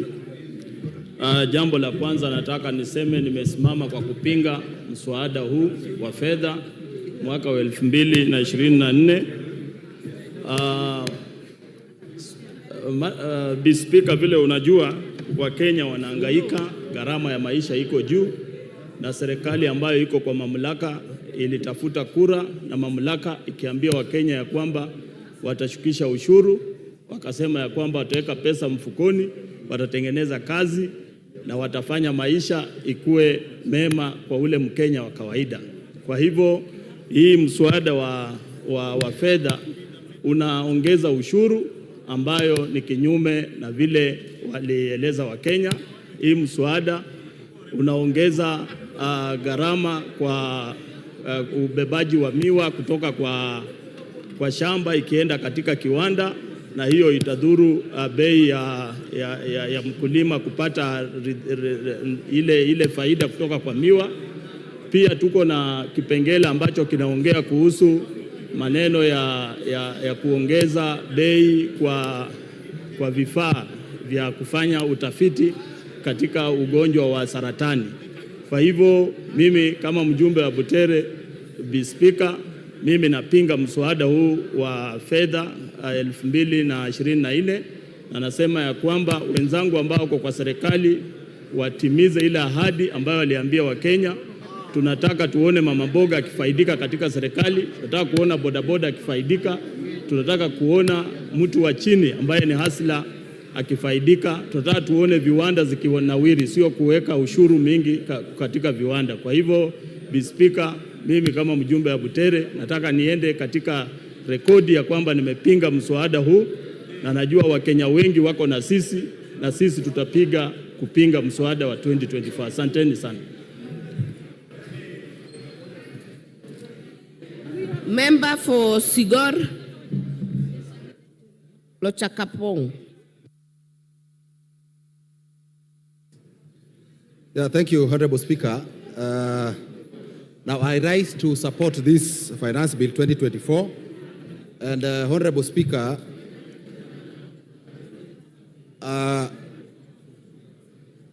arising out of the report of the Finance and Planning Committee that has considered the recommendations through public participations of stakeholders, that is Kenyans, and proposed a raft of amendments to the Finance Bill, Honorable Speaker, I will want to support based on that. Now, Honorable Speaker, when you look at the report of the Finance and Planning Committee, which is a committee of this House, having looked at the Finance Bill and having listened to the stakeholders, Honorable Speaker, I think it is a good report. And on the basis of this report, Honorable Speaker, I want to support this Finance Bill. Now, Honorable Speaker, it will also be dishonest for those opposing this report and this bill that they are only looking at the Finance Bill as proposed and not looking at the report of the committee that has looked at this Finance Bill. Honorable Speaker, now arising out of the engagement from public participation and the stakeholders, Honorable Speaker, now the committee has proposed a raft of amendments to the bill which has taken into account the wishes and the thinking of the majority of Kenyans. Now, Honorable Speaker, I think it will also be important to inform the Gen Zs that they need to be updated because they are on the streets based on the original bill and not taking into account what the committee has recommended for amendment. Now, Honorable Speaker, when you look at the committee's report, there is a proposal to increase the excise duty on money transfer services, which has since been dropped by the committee. Now, motor vehicle tax of 2.5%, Honorable Speaker, has been dropped. 16% VAT on financial services has also been dropped by the committee in their recommendation. And I think, Honorable Speaker, this is a good thing.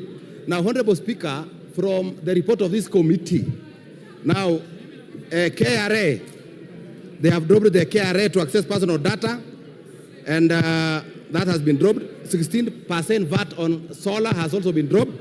Now 16% VAT on ordinary bread has also been dropped. So I think it is good to tell the country that that is what has happened. Now, Honorable Speaker, there is a proposal in the budget of 1 billion shillings for livestock. Member for Migori, Honorable Fatuma.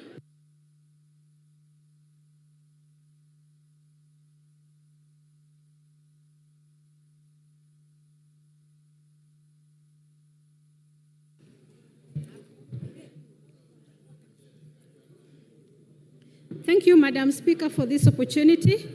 I stand here to confirm that I will vote no and I oppose this bill with the strongest words possible. Madam Speaker, I would like those speaking in this House to go into their phones and see what's happening on the streets.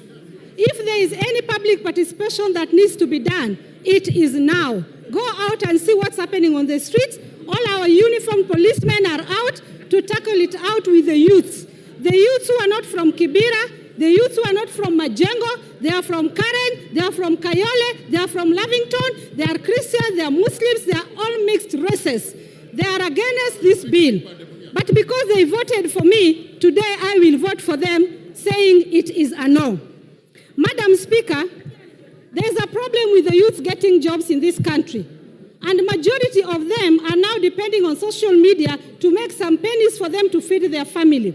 As we say that we have lowered the cost of bread, may I tell you, bread will not be affordable at all for these youths, because the smartphones that they use to do TikTok and any other small business that can give them funds, they have put a levy on it of about 225 shillings on top of the price that is already there. We know very well that we don't have smartphones here manufactured into better quality that they can use for their business. Madam Speaker, we are hurting the hustlers that we promised to help. They have created their own jobs for themselves, and we are still following them up where they are to hurt them more. Madam Speaker, we know that electricity is very expensive in this country, and more so, it's even irregular. You get electricity 1 hour, 2 hours, it is gone. Madam Speaker, we have put an extra levy on the basic solar system batteries, meaning that if you can't get Kenya Power, sorry, you cannot get solar. What else are we trying to tell Kenyans? What are we telling investors? That go to hell. And I am telling you, Madam Speaker, since this government came into power, we have 30 companies that have closed down, including my favorite son's company called Cadbury that makes Cadbury chocolates. Soon he won't be able to get them at all because the company has closed. And other more like Procter & Gamble, Rickett & Banker, Colgate Palmolive, Cadbury, even Rubber.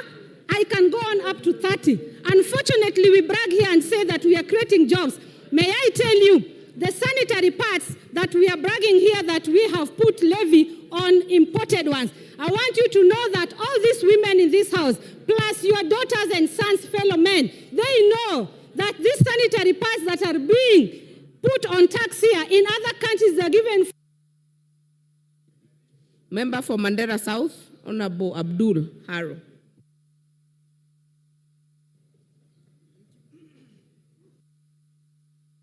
Give me the mic. Yeah, thank you, Honorable Speaker, for giving me this opportunity to put my voice on this very important debate. Honorable Speaker, I must say the finance bill, as it was originally prepared by the Treasury, was a bill that I was prepared to vote no on a number of clauses. But thanks to the Finance Committee, which has listened to stakeholders and has come up with a raft of proposals that are recommending to amend the finance bill as it was originally mentioned. Honorable Speaker, there are quite a number of areas which are directly important to my constituents, although the entire finance bill is important to my constituents, but there are a number of areas which are directly important to my constituents, and those areas have been proposed in the Finance Committee report after listening to the stakeholders for amendment. Particularly, the 16% VAT on bread is very important to my constituents, and I'm happy it has been dropped. The 2.5% vehicle tax is very important to my constituents, and I'm very happy it has been dropped. The excise duty on edible oils is very important to my constituents, and I'm happy it has been dropped. The money transfer and foreign exchange tax has been dropped. The eco tax on diapers and sanitary pads, which have been dropped, is important to my constituents. And Honorable Speaker, the housing levy, the NSSF and NHIF, which is now a tax deductible item, is also very important, which means those who are salaried will not have a lot of taxes to pay. And Honorable Speaker, the proposal to amend Data Protection Act for KRA to access our data has been removed. That is also an important area to my constituents. And Honorable Speaker, the 16% VAT on supply of solar and lithium batteries is important because it promotes uptake of clean energy for my constituents and the rest of Kenyans. Honorable Speaker, on the divide side, I'm also happy that 18 billion has been set aside for the employment of 46,000 JSS teachers on PNP, on permanent and pensionable terms. And I'm also happy that the appropriations bill also is going to fund the extra hiring of another 20,000 JSS teachers, coming from an area where teachers is a challenge to our schools. I'm very happy that this is happening. And 1 billion for restocking livestock that have been destroyed as a result of drought and floods is also very important for my constituents, and I'm happy with that. The school feeding program, which is going to be funded by the government, is also very important to my constituents, and I'm happy.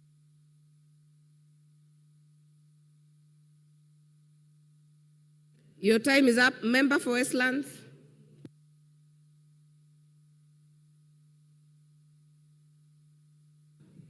Thank you, Madam Speaker. Madam Speaker, from the onset, I want to say that I oppose this bill because, Madam Speaker, Kenyans are feeling the weight of being overtaxed. And Madam Speaker, I'll paraphrase, Madam Speaker, what the former Prime Minister of England said, Winston Churchill. For a nation to try to tax itself into prosperity, it's like a man standing in a bucket and trying to lift himself up by the handle. Madam Speaker, the problem we have in this country, Madam Speaker, is not about taxes. Kenya is not paying taxes. Kenyans pay taxes, Madam Speaker. But the problem is this money is not used properly. There's a lot of wastage in the government. There's a lot of corruption. And the corruption these days is done in the budget. Madam Speaker, they hide money in the budget and it disappears. People negotiate deals and hide money. Madam Speaker, if this money is put to good use, the government will have enough money to do their projects and serve Kenyans, Madam Speaker. Madam Speaker, the several proposals that have been made, and some of them, Madam Speaker, have been dealt with by the committee. But Madam Speaker, this we must bring to the amendment when it comes to the House, Madam Speaker, because this bill does not address an equitable and inclusive fiscal policy that fosters sustainable development, Madam Speaker. Madam Speaker, the Finance Bill 2024, as it stands, is punitive and it will have devastating effects, Madam Speaker, on young people, not only in Nairobi, but all over the country. And Madam Speaker, you've seen the young people who are demonstrating now are young people. This G generation, Madam Speaker, they have come out in droves. And Madam Speaker, if anybody is trying to wish them away, these young people, they don't care. They are serious and they are coming out with issues. They have taken our numbers, they are sending us messages. And Madam Speaker, these children are now saying no, and that the ones the government promised that they are going to lift their lives from bottom to up. But now it looks like it will never happen. So, Madam Speaker, this bill does not address those issues, and I oppose. Honorable Mark Mwenje. Thank you, Honorable Speaker. Honorable Speaker, I rise to reject this finance bill. And from the onset, just bring to the attention of how Gen Z has been encouraging us to steal the bill and run out with it. And we've hoped that the Speaker will communicate that the process doesn't work that way. Honorable Speaker, the finance bill has a lot of grievances, whether it's tax, motor vehicle tax, whether it's bread tax. We're exempting VAT from transfer of businesses. Makes me wonder whose business is this that wants to be acquired, and so many other taxes. Honorable Speaker, you go to the report, it has retained excise duty on motorcycles, it has retained also on data, and we're talking of digital hubs. Gambling, there is a tax that has been increased, both VAT and excise duty. This will mean there's a black market, and more importantly, will also lead to less collection, as we saw last year. The target was 31 billion, we've only collected 26 billion. We should learn from what has happened with capital gains tax. We increased it last year, this year it's been reduced. Why? Because we collected less. The eco-levy on medical equipment, such as cancer, why are we increasing taxes on cancer patients? imports. We are an importing nation. We must accept IDF, RDL until we're able to produce locally to satisfy our local market. We must consider that we are still an importing nation. Come to Nairobi, you'll find shops have been closed, Honorable Speaker. Honorable Speaker, there's a clause 57 here that if you fail to integrate into e-teams, the fine is 2 million. It's been proposed by the committee, they lower this. They've not said how much. So that is what you stand to lose, Honorable Speaker. Honorable Speaker, this finance bill in the last years, based on the number of businesses it is killing, it operates like a serial killer. And serial killers leave a trademark so that they can be identified. You want to find it in this finance bill, it's in clause 66. Why would you put that clause there, Honorable Speaker? Honorable Speaker, clause 63, which talks about KRA accessing your data. I want to challenge the entire House. Look at the amendments of the committee. They have not said they are withdrawing this clause. This clause still remains as per the recommendation in the report. So, and I want to tell the members on the other side, this clause will hurt you more than it will hurt me, Honorable Speaker. Finally, Honorable Speaker, Section 54 of the Housing Act. Why are we deleting it? Who are we selling these houses to?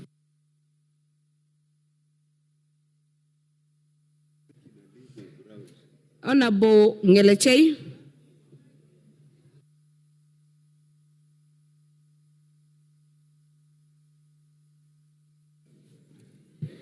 Thank you, Madam Speaker, for giving the people of Elgeyo Marakwet an opportunity to speak on the Finance Bill 2024.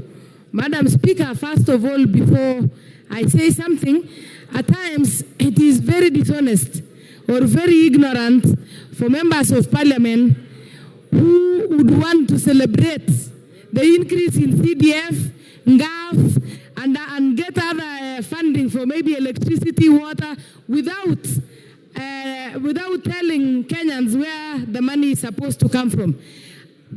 Again, Madam Speaker, I think there is a misconception there in the public, especially the Generation Z. They don't understand that the finance bill is there to enable the budget, for the budget to be implemented. We cannot purport to implement the budget without actually knowing where to get the money from, Madam Speaker.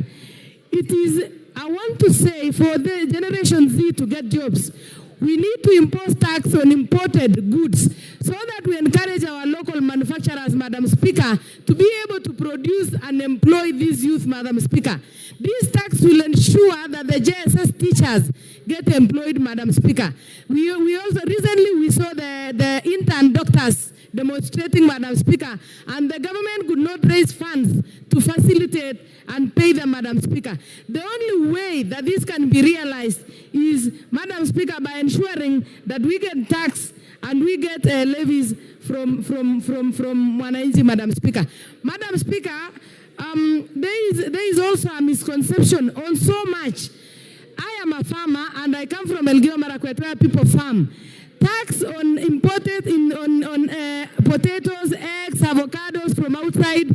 I think I support, Madam Speaker, because we also need our farmers to produce and sell their produce, Madam Speaker, in the local market. But then, Madam Speaker, if we waive the tax from eggs that are imported from outside, potatoes, they always flood our market from our neighboring countries.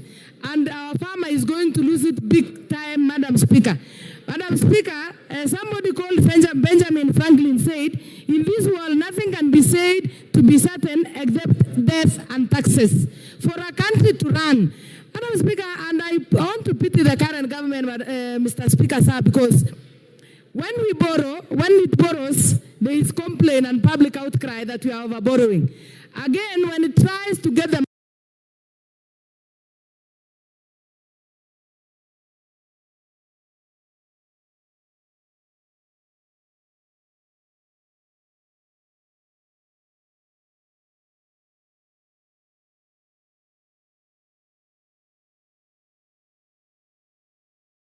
an outcry. I think there is something that people who have a knowledge and idea are misleading young people maybe who are not aware of what it is, Madam. Charles Onjoke. Charles Onjoke. Honorable Speaker, thank you for the opportunity that I may contribute to this bill. On behalf of the people of Bonchari, who have sent me various views about this bill, they have taken time to go through it. Some of the issues they say are as follows: that there's wanton wastage of government public funds. If that were to be stemmed, then we can have a better economy and a better bill. Two, the bill as is, the VAT on bread is not acceptable by the people of Bonchari. The tax on motor vehicles, and most of the taxes seem to be dampening the economy. We'd have to see a situation where the taxes promote the growth of our economy. The basis of taxation is two things: the base and the rate. We seem Treasury and KRA to be fixated on the rate. The base is stagnated. How I wish we focused more on the rate so that there's more relief on the Kenyans who are paying the taxes. Honorable Speaker, people of Bonchari would want a tax that is more humane, a tax that they can afford because they are impoverished, they are overburdened as things are now. School fees is a problem to pay, medical bills are a problem to pay because there's not money in their pockets. We hear that the economy is doing well, and if the economy is doing well, this should be reflected in the base of the tax. But instead we are seeing the rate being raised without being compensated on the base that is said to be growing. The two items that are touted to indicate that the economy is growing is the dropping inflation and the exchange rate. However, the public debt that is rising all the time is not discussed. The unemployment, where you get 2 out of 3 people unemployed, particularly the youth, is not discussed. Those are very critical items of the economy, the state of any economy. We want measures in our physical strategy or plan that speak to addressing the unemployment in this country. With those, Mr. Speaker, and following the recommendation of the people of Bonchari, I object the bill.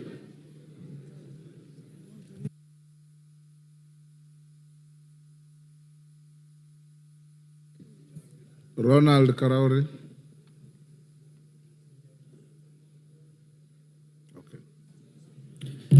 Thank you, Mr. Speaker, for giving me an opportunity to contribute to this motion. And I want to start by commending our Gen Z Kenyans who came out in large numbers. I think some of us who are never involved in politics, and these young people are realizing now that change will not come if they do not get involved. We've all received so many text messages from these Kenyans from all over the country. Some of them were asking for donations, some of them were for sponsorships for school, most of them were about the finance bill. We're also getting M-Pesas to confirm our identity. Mr. Speaker, regrettably, the maximum amount I got was less than 50 shillings, while most of my counterparts got over 100,000. But I want to encourage Kenyans to keep contributing because I have a foundation which supports needy children in Kansarani to go to school. I understand the frustration of these Kenyans. When there is a tax on bread, when they do not have jobs, I understand why they would go on the streets. When you have failure in collection of taxes and never achieve the target, and you see bloated budgets and expenditures, it is very likely that people will go on the street. When you see a policy maker, I saw someone from KRA on TV the other day who could not explain the motor vehicle tax. This only creates the perception in the public that these taxes are out there to hurt them and not to help them. But even as I say that, Mr. Speaker, we must come back to reality. We have a budget deficit that we need to bridge. We need to stop borrowing. Members of this House passed a budget policy statement. I talked to one of my colleagues here and he told me we will pass the budget policy, but we will reject the finance bill. You know, when we talk about integrity, we need to start there. The changes have already been made, and I want to commend the Finance Committee. The VAT on bread has been dropped. The excise on vegetable oil has been dropped. The motor vehicle tax has been dropped. Mobile money transfer has been dropped. I would be a very deceptive individual if I did not change my stance and now support the bill with the amendments. For the Gen Z, I want to tell you the headlines of yesterday's newspapers. Nation headline said, Ruto backs down. The Standard talked about Ruto beats a retreat. My advice to them is that you've already won. In terms of the budget policy, the changes have been made in the finance bill, and you should be celebrating. And with those... Evo Bara.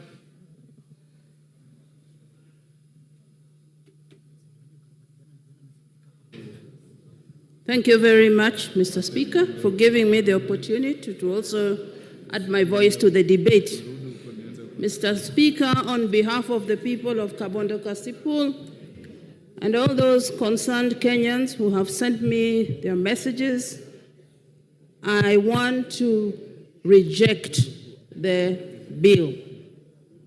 Mr. Speaker, I listened to the chair of budget, Mr. Ndindi Nyoro, when he gave a raft of areas of budget cuts in case we do not approve this budget. Mr. Speaker, as we explain to the people on why the budget cuts, he may also need to explain to the people on how much was raised from the taxes, raised taxes. He may need to explain on the loans, foreign loans and the local loans that have been borrowed. We may need to explain the housing levy receipts. He may need also to explain to us how much has been disbursed for the Hustler Fund, as we also explain on why we are recommending the cuts. Mr. Speaker, I've also had a lot of talk on the Generation Z. Mr. Speaker, it is not about, I think they have missed the point. It is not about the paper. It is not about the bill that we are discussing. Mr. Speaker, I believe this is a reaction to the frustration of the people of Kenya on the high cost of living. Mr. Speaker, it's an act of frustration on the loss of jobs and also the drastic reduction of their disposable income from the taxes. Mr. Speaker, we need to give them hope.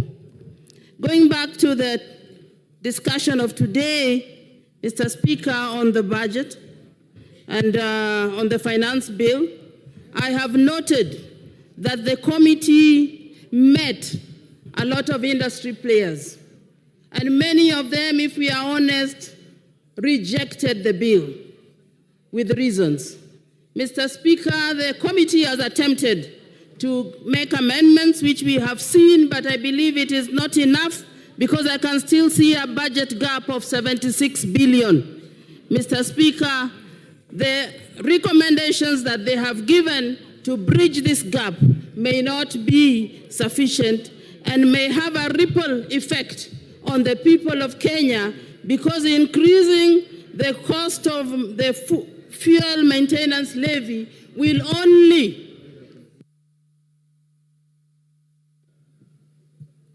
Hamisi Abdi Voi.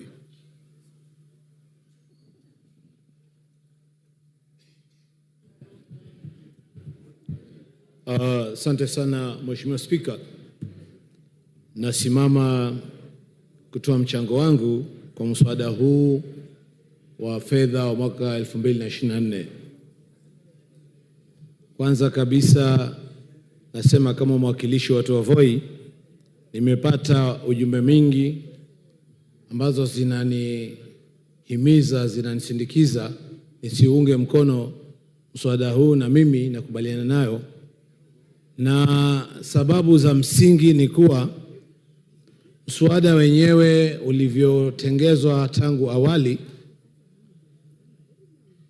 si mzuri kwa uchumi, kwa wananchi, wawekezaji na kwa nchi kwa jumla, na nimeona nia na lengo ya kuhadaa wananchi, kwa sababu yale yaliyokuwa yakiuma sana tumeambiwa yataondolewa, lakini sababu za msingi za kuuliza kwa nini ilikuwa hapo kwa mwanzo.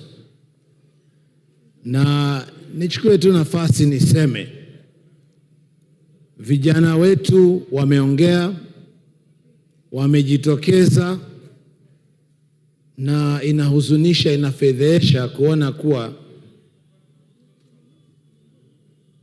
maafisa wa polisi wamewafuata, wamewaghadhibu, wamewasumbua wakati wao wanaenda kulingana na katiba, hasa article ya 37 ambayo inawaruhusu wao kuweza kukutana, kuandamana na kupeana pia petition. Na ingekuwa uzuri kwa nchi hii tudumishe demokrasia na tuweze kwenda kistaarabu. Mheshimiwa Spika, utunzi wa sheria unatakana kuzingatia hali ya wananchi, na hata ukiangalia kwa Kiingereza mswada huu ni kuwa unarekebisha mswada mwingine, na la msingi ni kuwa tungefanya iwe rahisi. Malengo ya kukusanya ushuru hayakufikiwa, na hasa sababu kubwa ni kuwa hali ya uchumi imekuwa ngumu, wawekezaji wameondoka, kazi zimepotea, na mswada ungelenga aidha kuacha pale pale ama kupunguza yale yaliyokuwa kwa wakaza wananchi. Na kuna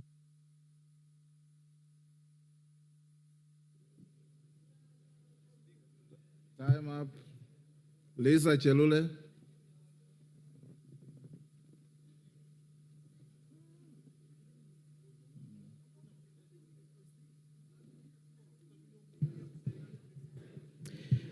Asante sana Bwana Spika kunipatia hii nafasi pia nichangie kwa mjadala ya mswada ya fedha katika bunge hili.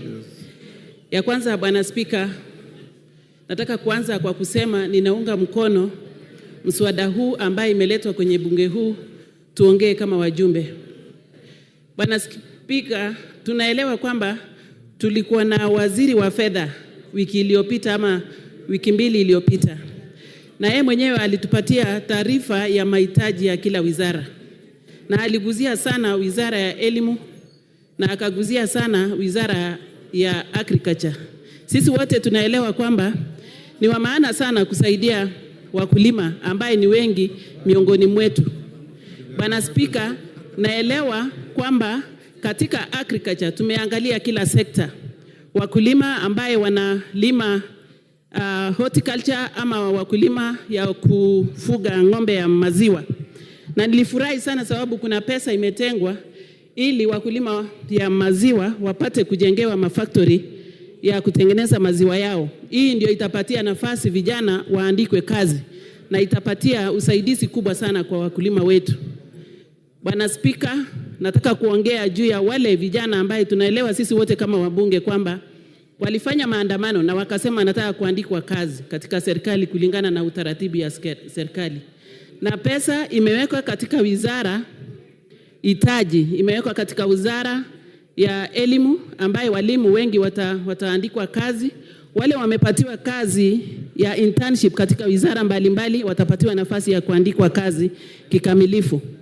Bwana Spika, tukiongea mambo ya fedha na tukiongea mambo ya hii mswada ambaye imeletwa ni kitu ya maana, because hakuna vile tunaweza sema leo tuko na hitaji katika serikali yetu na tuendelee kuomba pesa kutoka manchi zingine. Pesa ambayo tunapatiwa kwa riba ya juu pesa ambayo watoto na watoto wetu watalipa.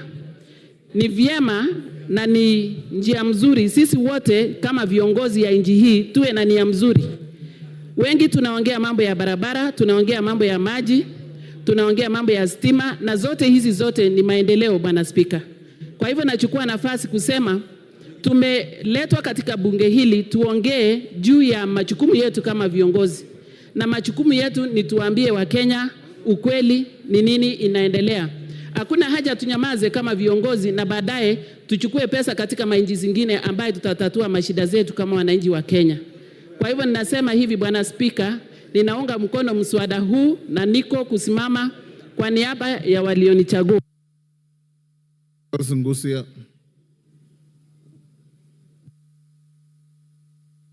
Finally, Mr. Speaker, thank you for this opportunity just to add my voice on this matter, which has been the most controversial finance bill in Kenyan history, Mr. Speaker.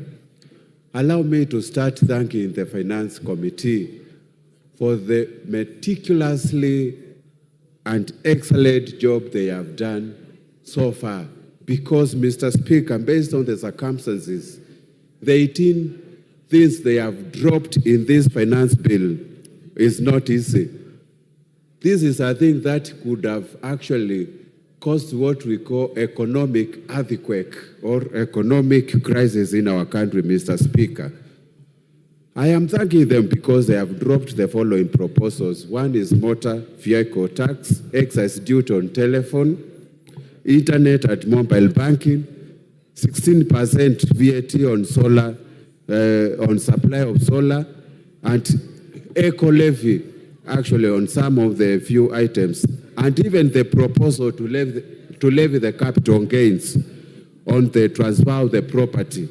However, Mr. Speaker, based on all these 18 issues they addressed to the Kenyans, I still feel the mood in the country, and even what we call the Finance Act of 2023, Kenyans have not recovered on all these issues, Mr. Speaker.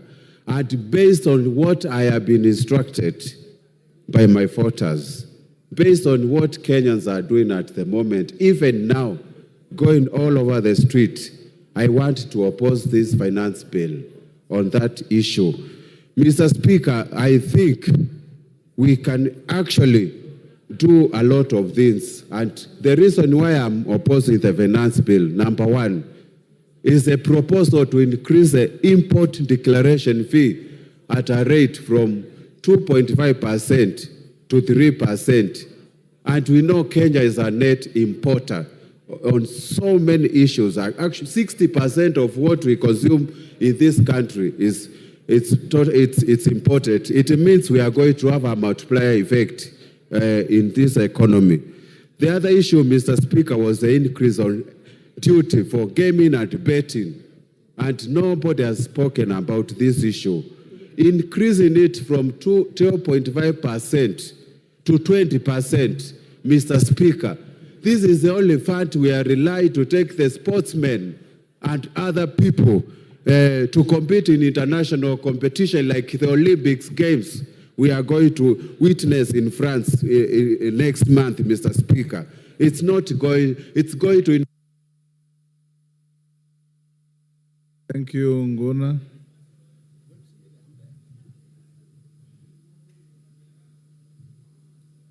MP Brett.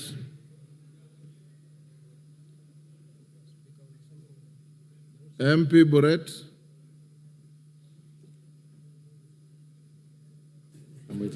Thank you very much, Mr. Speaker. I rise to support the motion, not the motion, the bill, finance bill, together with the proposals that the Finance Committee has recommended in their report. Mr. Speaker, we must come to an agreement as a House that we cannot propose one thing and do another thing. We did indeed made proposals as this House and passed the appropriation bill, allowing the Budget Committee to be able to appropriate the funds that we had thought are of essence and also of great concern to the people.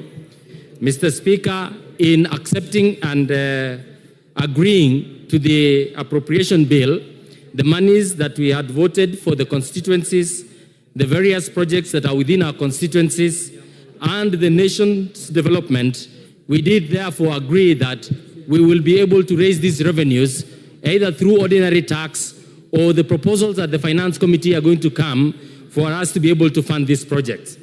I find it hypocritical for members to rise up here and say that they will reject the finance bill in totality and also refusing to acknowledge that therefore it must be accompanied by reductions or some elimination of some of the projects and the expenditures that you had proposed. Mr. Speaker, having read through the appropriation bill, this bill had proposed 1 trillion shillings, close to 1 trillion shillings, on repayment of interest on debt. This in itself has been monies that were taken, loans that were taken by the previous governments combined. And we must be able to pay for these debts. We must be able to move forward as a nation by approving and acknowledging that as a nation, we should be able to raise our own revenues by whatever means possible, but making sure that the most vulnerable of us are protected.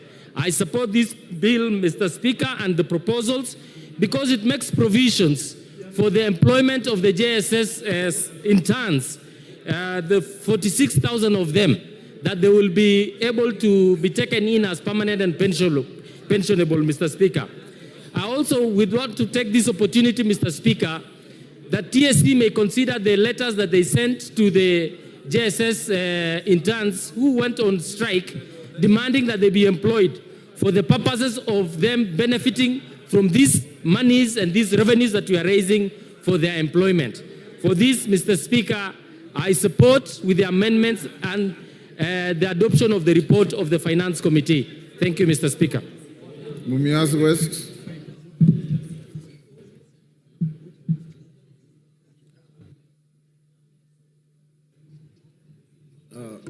Thank you, Mr. Speaker.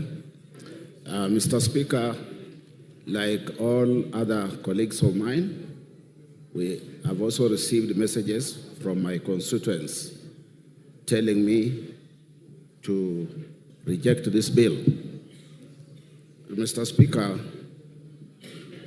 on the outset, the bill as it is, I reject it because it carries a lot of things which are not affordable to ordinary Kenyans. However, Mr. Speaker, I can see that the Committee of Finance did public participation, and so many industries contributed to this. And there are reports, there are amendments that were suggested, which are, some of them are definitely positive. And we cannot shut our eyes on this type of issue. Because, Mr. Speaker, if the amendments come as they are proposed, then some of us will have to, I will have to support. There is this 16% on bread. If it's going to be dropped as suggested, then I have no issue with it. This transportation of sugarcane, if it is amended and dropped, my people will be happy about it. There's also VAT on financial services and foreign exchange and foreign trips, whereby you have issues with the passports if you are going to look for a job outside. Has also been considered for amendment, amendments which will take place together with the amendments that we are going to receive. And Honorable Speaker, they have also dropped 2.5% of motor vehicle tax. And if that happens, we have no problem, Honorable Speaker. Honorable Speaker, there's also this issue of employing junior secondary school teachers. This money, if it is available, we'll have no problem with that tax. And also vegetable oil tax. If the amendment is removing it, we have no issues, Honorable Speaker. I therefore wish to say that we are waiting for the amendments to come and we effect it. Thank you, Honorable Speaker. Kiarao.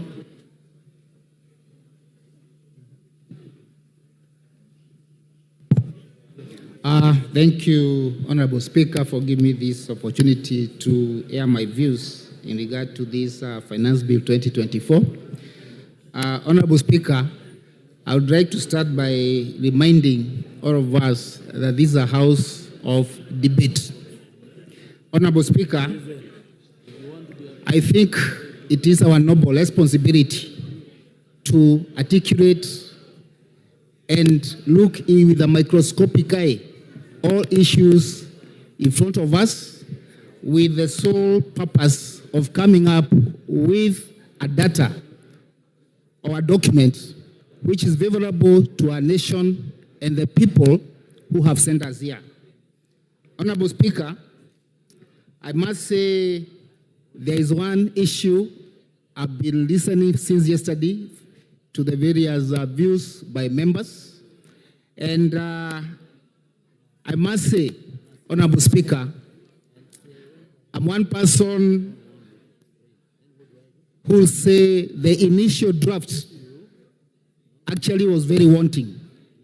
It had very many negative issues, but I must commend the Committee of Finance and National Planning for executing its mandate and fine-tuning this document. And more so, on the same note, I would want to commend the committee for listening to the people and acknowledging the importance of public participation, because most of the issues which were raised through the public participation have been addressed. And on that note, Mr. Speaker, sir, I would like to say I come from an agricultural area. And just to point but a few, considering Nyandarua County, where I come from, there is one issue which had very adverse negative effect, which was in the initial draft, that is touching on the issue of potatoes, the eggs, and all those things have been removed since. Honorable Speaker, I would like to say, and I think this is very important to all the members who are here.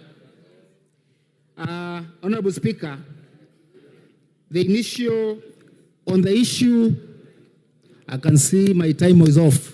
Thank you, Honorable Speaker.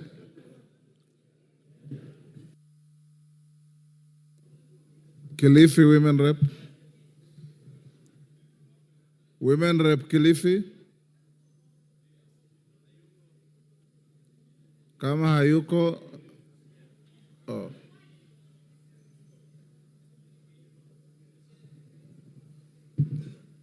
Give her the mic.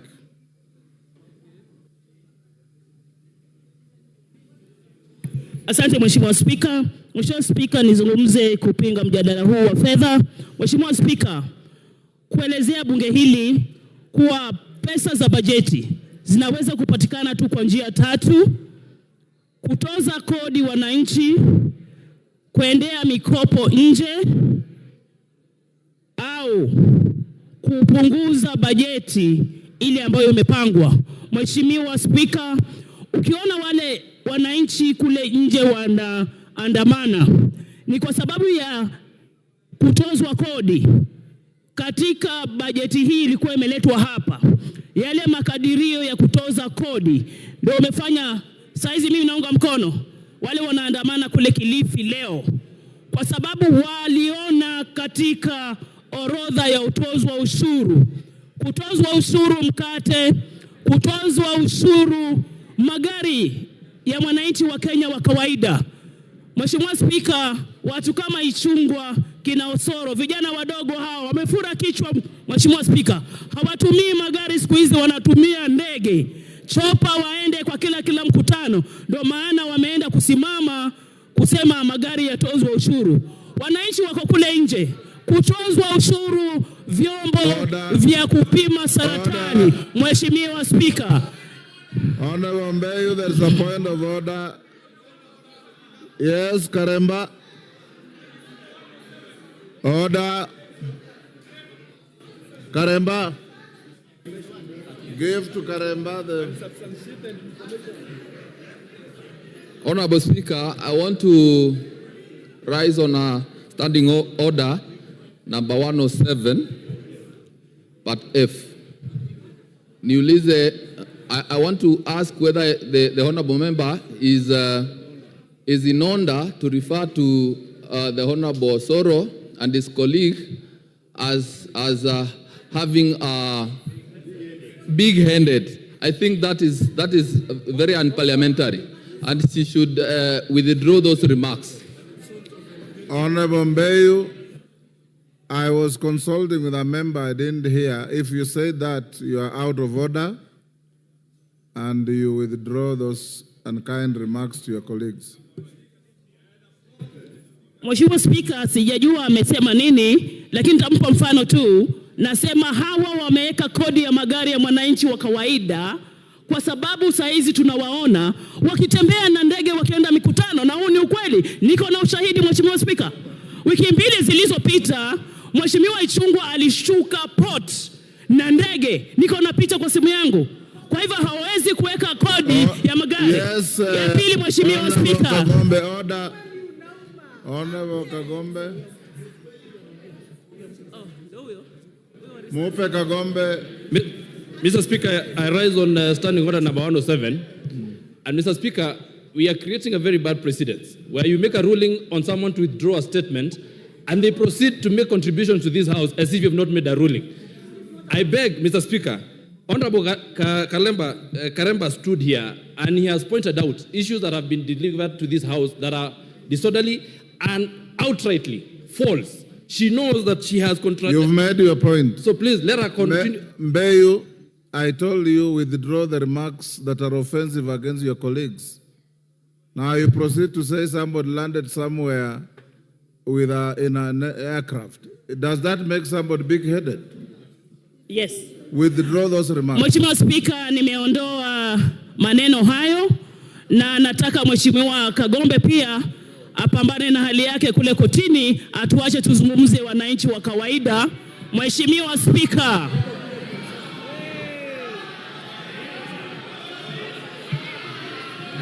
Order. Mheshimiwa Spika, nizungumze. Order. Order. Order. Honorable Mbeyu, I've given you an opportunity to contribute to the finance bill. Kagombe is not in the finance bill. And you are out of... Can you take your seat?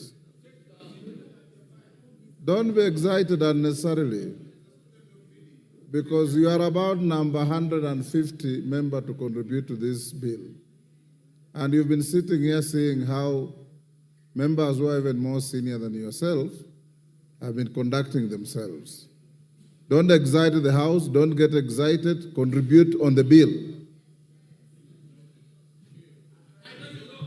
Asante Mheshimiwa Spika, tukiona katika ile bajeti watu wakiandamana, vyombo vya kupima saratani katika hospitali yetu vinaenda kutozwa kodi.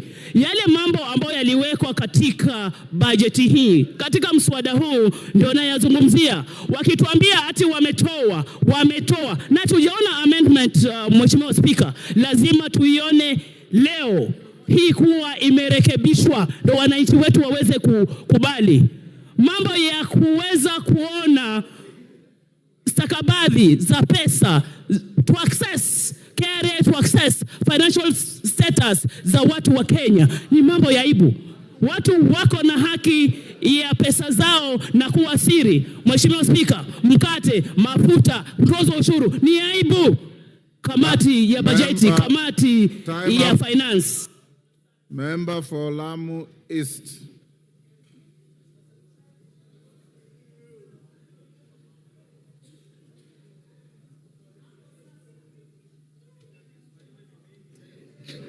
Asante Bwana Spika kunipatia nafasi nami nipate fursa ya kuchangia.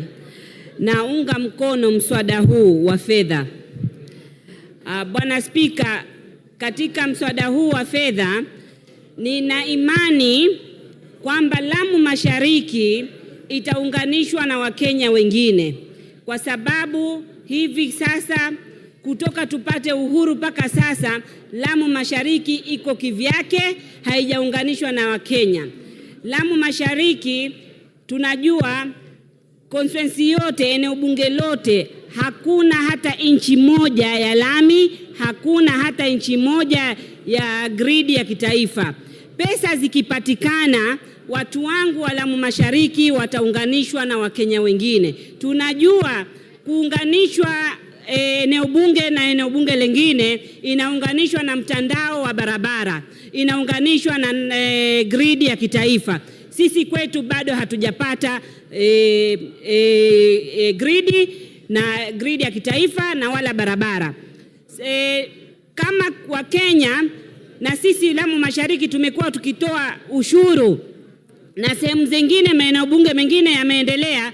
Sasa basi tuendelee kutoa ushuru, tena tuendelee kutoa ushuru sana, na sisi Lamu Mashariki na sisi tupate haya maendeleo. Kwa hivyo kwa sababu hizo mimi naunga mkono kwa dhati, nikiwa na imani ya serikali hii kwamba ndio itatuunganisha sisi na Wakenya wengine. Bwana Spika, lazima tuwe wavumilivu na tufikirie Wakenya wengine. Kama nyinyi sehemu zingine zimeendelea na mumeshiba, sisi wengine bado tuna hamu na maendeleo hatujapata. Kwa hivyo kama nyinyi mko matown, muna barabara kila pahali, muna stima kila pahali, nyinyi mumeshiba. Kule kwetu tunasema wale wanaoshiba samli wanatoa miba. Sisi tuna njaa bado kwetu ya maendeleo, hatuna maendeleo. Kwa hivyo hatuwezi kupinga pesa ipatikane. Toeni ushuru, acheni mchezo. Kuna watu kule wengine wanaumia. Ushuru ndio kuendelea kwa nchi. Sisi tunavumilia. Kama mimi Lamu Mashariki siwezi kwetu haiwezekani interns wale walofuzu kwa walimu kufanya kazi kwetu, kwa sababu gharama za usafiri ni ghali kuliko salary. Lakini tumekubali walipwe ili Kenya wengine waendelee. Sisi kwetu lazima waandikwe walimu, na walimu wale wanaandikwa permanent and pensionable ndio wanaweza kwenda kufanya kazi Lamu Mashariki. Kwa hivyo nataka hii pesa, shule zetu zingine hazijaona walimu kama chemistry teacher kutoka shule zijengwe. Sasa hii ndio serikali hii ina hope tupate walimu na Koyo Onyango. Thank you very much, Honorable Speaker, for finally recognizing me and giving me the opportunity. On the onset, I want to reject this proposal, and I want to implore my colleagues that budget making is a process, is a job of this House, and we should never abdicate our responsibilities. We were in conversation with my colleagues the other side, and we all agreed that budget proposals were not good, they were unfair for our people. But somewhere, a meeting was arranged, and the leadership of this country and my colleagues met, and they agreed. And I'm happy that they have made proposals to remove certain things. What I'm wondering, and I want to warn my colleagues, is that those things that are being removed, the government is going to circumlocute and bring them in other ways. And this budget is going to hurt the public, and the public outcry will reach you. I want to say so because I have not seen, they have not been pointed where the changes are going, where the money is going to come. But my fears have now been confirmed by a letter I saw this morning that came from the CS for Treasury, and have been reinforced by the assertions by my colleague, the respected chairman of Budget Committee, who has come and read drafts of things that await us just in case we do not pass things the way they want. I want to say that these proposals are deceptive, and we need to stand firm and make sure that changes that are injurious to the people we represent are not allowed. I want to repeat to this House the old adage that there is no taxation without representation. Where I sit, the people I represent, there is serious manufacturing, there is serious farming, there is serious business going on. Government, every taxation circle harvests a lot of money from already constituency through sugarcane farmers. Yes, Koyo, there's a point of order from Honorable Mandazi.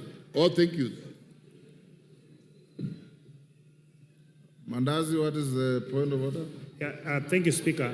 In the same way that Honorable Nsenku yesterday rose and requested your ruling, on the fact that as members of parliament who keyed in as early as 7 a.m. today, with all fairness, Mr. Speaker, we would want to request you again to rule today that those of us who keyed in, our cards should remain in for the afternoon session. Thank you, Speaker.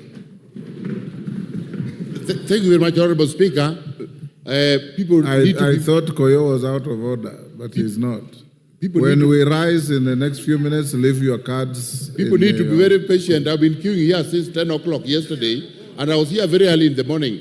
But because of resilience, the Speaker has finally seen me and given me the opportunity. Mr. Speaker, I want to remind these people that my constituency channels a lot of money to the Treasury. But when it comes to development, real development, they only see in the neighborhood. They did not know why real development was not taking part in their place until the Deputy President carelessly asserted that this country is led through shareholding, that we need to be a shareholder. So my constituents happen not to be shareholders, and they see elaborate electrification program in the neighborhood. We are at epicenter of different constituencies. So they see roads that are meant for county government are being tarmacked all over in the neighborhood. When they have their own challenges, we have marauding floods every year that affect the constituency. When we ask for money, we are told there's still no budget, let us wait for money. But in the neighborhood, you see certain things happen. We want taxation that also comes with. Members, before we rise, like we directed you this morning, we hope by 3:30, the mover will be called to reply. Make sure you have your electronic card for voting. I'm told the clerk had already circulated information so that we can be able to spend less time on voting and do other business. It matters not whether it's roll call or electronic card. Even that electronic voting is not a secret vote because it appears on the screen, it will be on Hansard, and everybody will know how you voted. So it matters not whether you are saying yes on the floor or no on the floor. An electronic vote for purposes of the House is not a secret vote.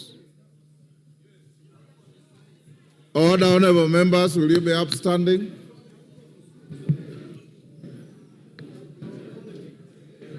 Order, be upstanding, Honorable Ngelechei. Honorable members, it's now 1:01, and the House stands adjourned until 2:30 this afternoon.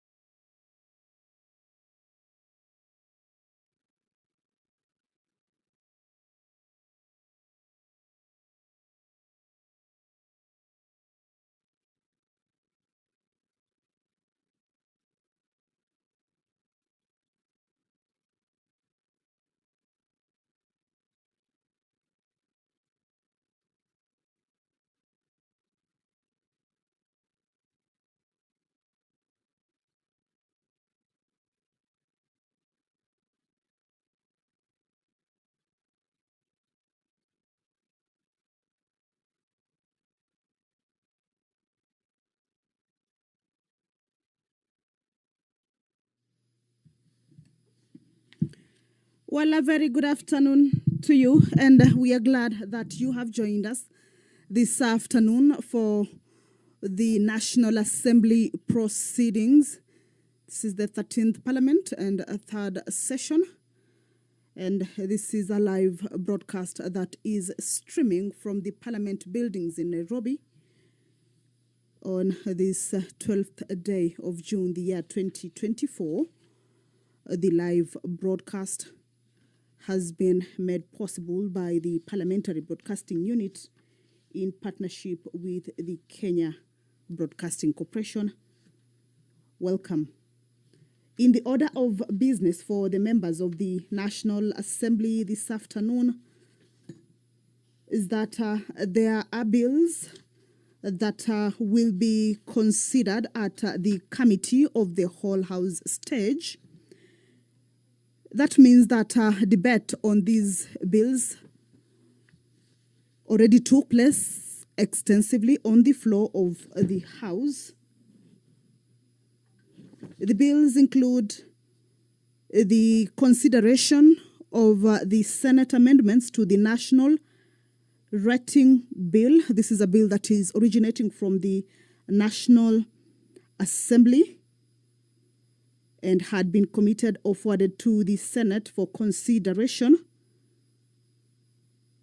There are amendments to the bills that were put forward by the Senate. This is a bill that seeks to provide a comprehensive framework for the imposition of rates on land and buildings by county governments. So this is a bill that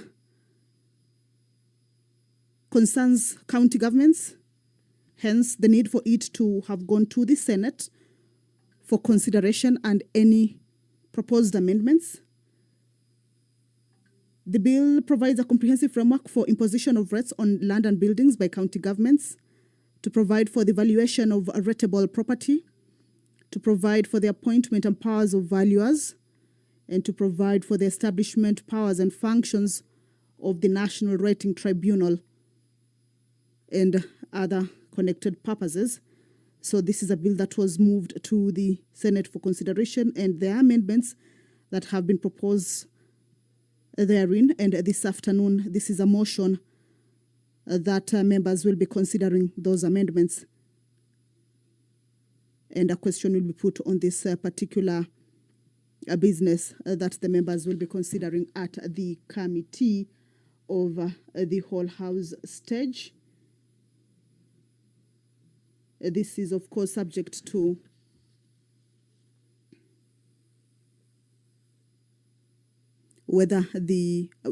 this is subject to after the amendments have been considered in that particular motion of consideration of the Senate amendments to the National Rating Bill, a bill that is originating from the National Assembly. The Statute Law Miscellaneous Amendments Bill, a bill also originating from the National Assembly, is also a part of the business. Remember, debate also took place extensively, and a question will be put for the bill to proceed to the next stage. The Equalization Fund Appropriation Bill, originating from the Senate and co-sponsored by the Budget and Appropriations Committee Chairperson. This is a bill that, if you can recall, the debate took place on the floor of the House on the 11th of June in the afternoon sitting, the year 2024. That is the Speaker of the National Assembly, Honorable Dr. Moses Wetangula, as you can see, walking into the chambers. Allow me to hand you over to this live broadcast that is brought to you by the PBU in partnership with KBC. Good afternoon. Waheshimiwa, tuombe. Ewe Mwenyezi Mungu ambaye kwa hekima na wema wako umetulia nyadhifa za viongozi na mabunge kwa ustawi wa jamii na utawala wa haki wa wanadamu, tukusihi utazame kwa neema nyingi sisi watumishi wako ambao wameridhika kutuita ili tutekeleze shughuli muhimu za jamhuri yetu. Tunakuomba uteremshie baraka zako sisi tuliokutanika hapa, na utujalie tuyatende na kufikiria mambo yote yatakayofikishwa mbele yetu kwa njia ya haki na uaminifu, ili utukufu na sifa zako ziendelezwe na ili kustawisha amani, ufanisi na heri ya nchi yetu na wale ambao haja zao umezikabidhi mikononi mwetu. Amen.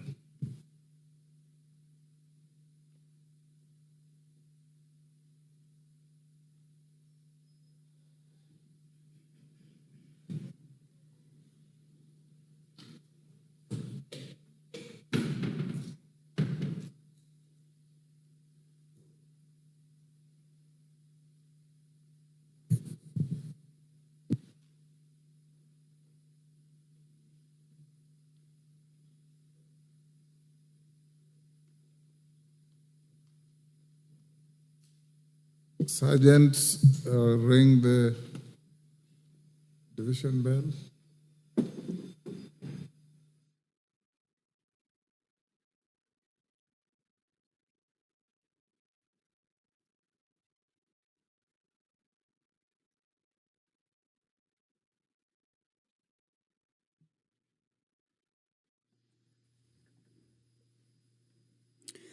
That bill by the, or rather that directive by the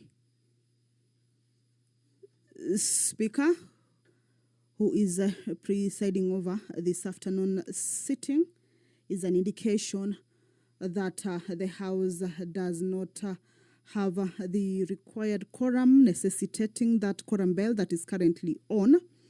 For the members who may be within the precincts of Parliament, but yet to make their way to the chambers, to be informed that the House needs their presence urgently for the House to kick off the business for this afternoon sitting. 50 members are needed to be inside the chambers. This is pursuant to the House Standing Order number 34, that at the commencement of House business, once the prayer has been said and the chair taken, if there is not, or if there is no enough quorum or the requisite quorum, then that bell will be on, and what we will be seeing is that members will be walking into the chambers.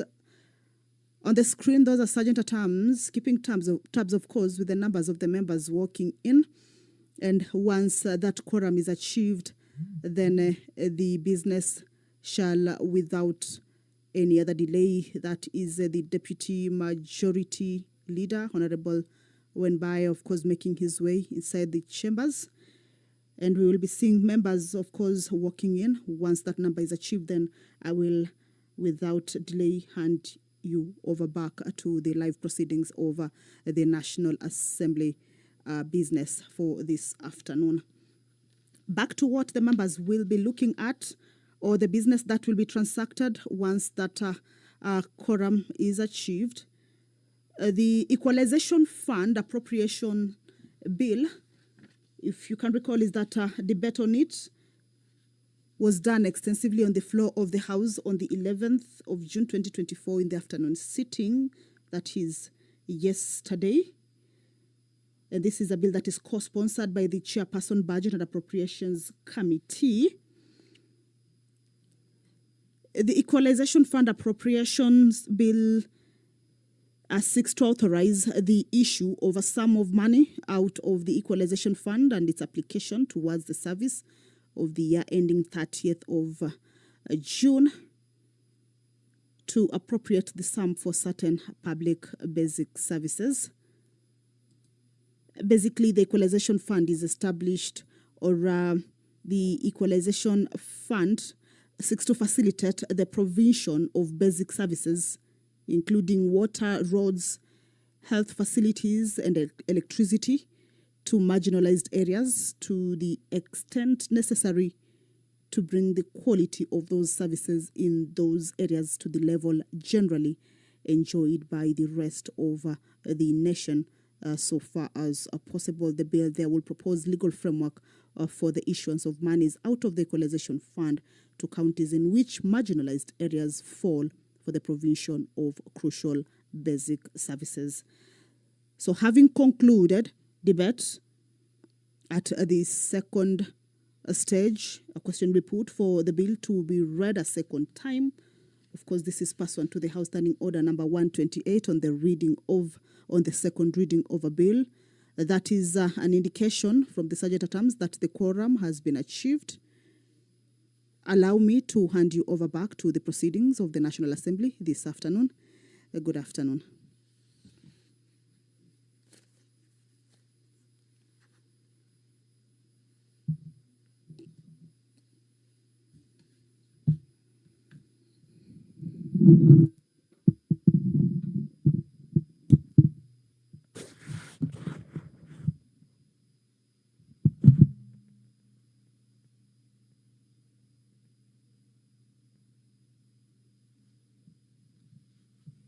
Me to recognize in the Speaker's Gallery a delegation from the National Chiefs Forum Welfare. I wish to introduce to you a delegation from the National Chiefs Forum Welfare who are seated in the Speaker's Gallery. These are representatives of chiefs who are currently serving in the national government administration across the country. The delegation, comprising of 11 senior chiefs from various counties, is as follows. 1, Walter Obuchele Kakamega, leader of the delegation. 2, Peter Kimani from Nyandarua. 3, Titus Katikiti from Baringo. 4, Kennedy Okoko from Homa Bay. 5, Alfayo Walubengo from Bungoma. 6, Immaculate Njoka from Kirinyaga.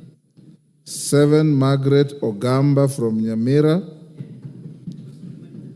8, Magdalene Kariuki from Nyandarua. 9, Eunice Kiema from Kitui. 10, Jacob Madina from Kisumu. And 11, Isaac Ngare from Embu. Honorable members, the delegation paid a courtesy call to the office of the Speaker on my own behalf and that of the National Assembly.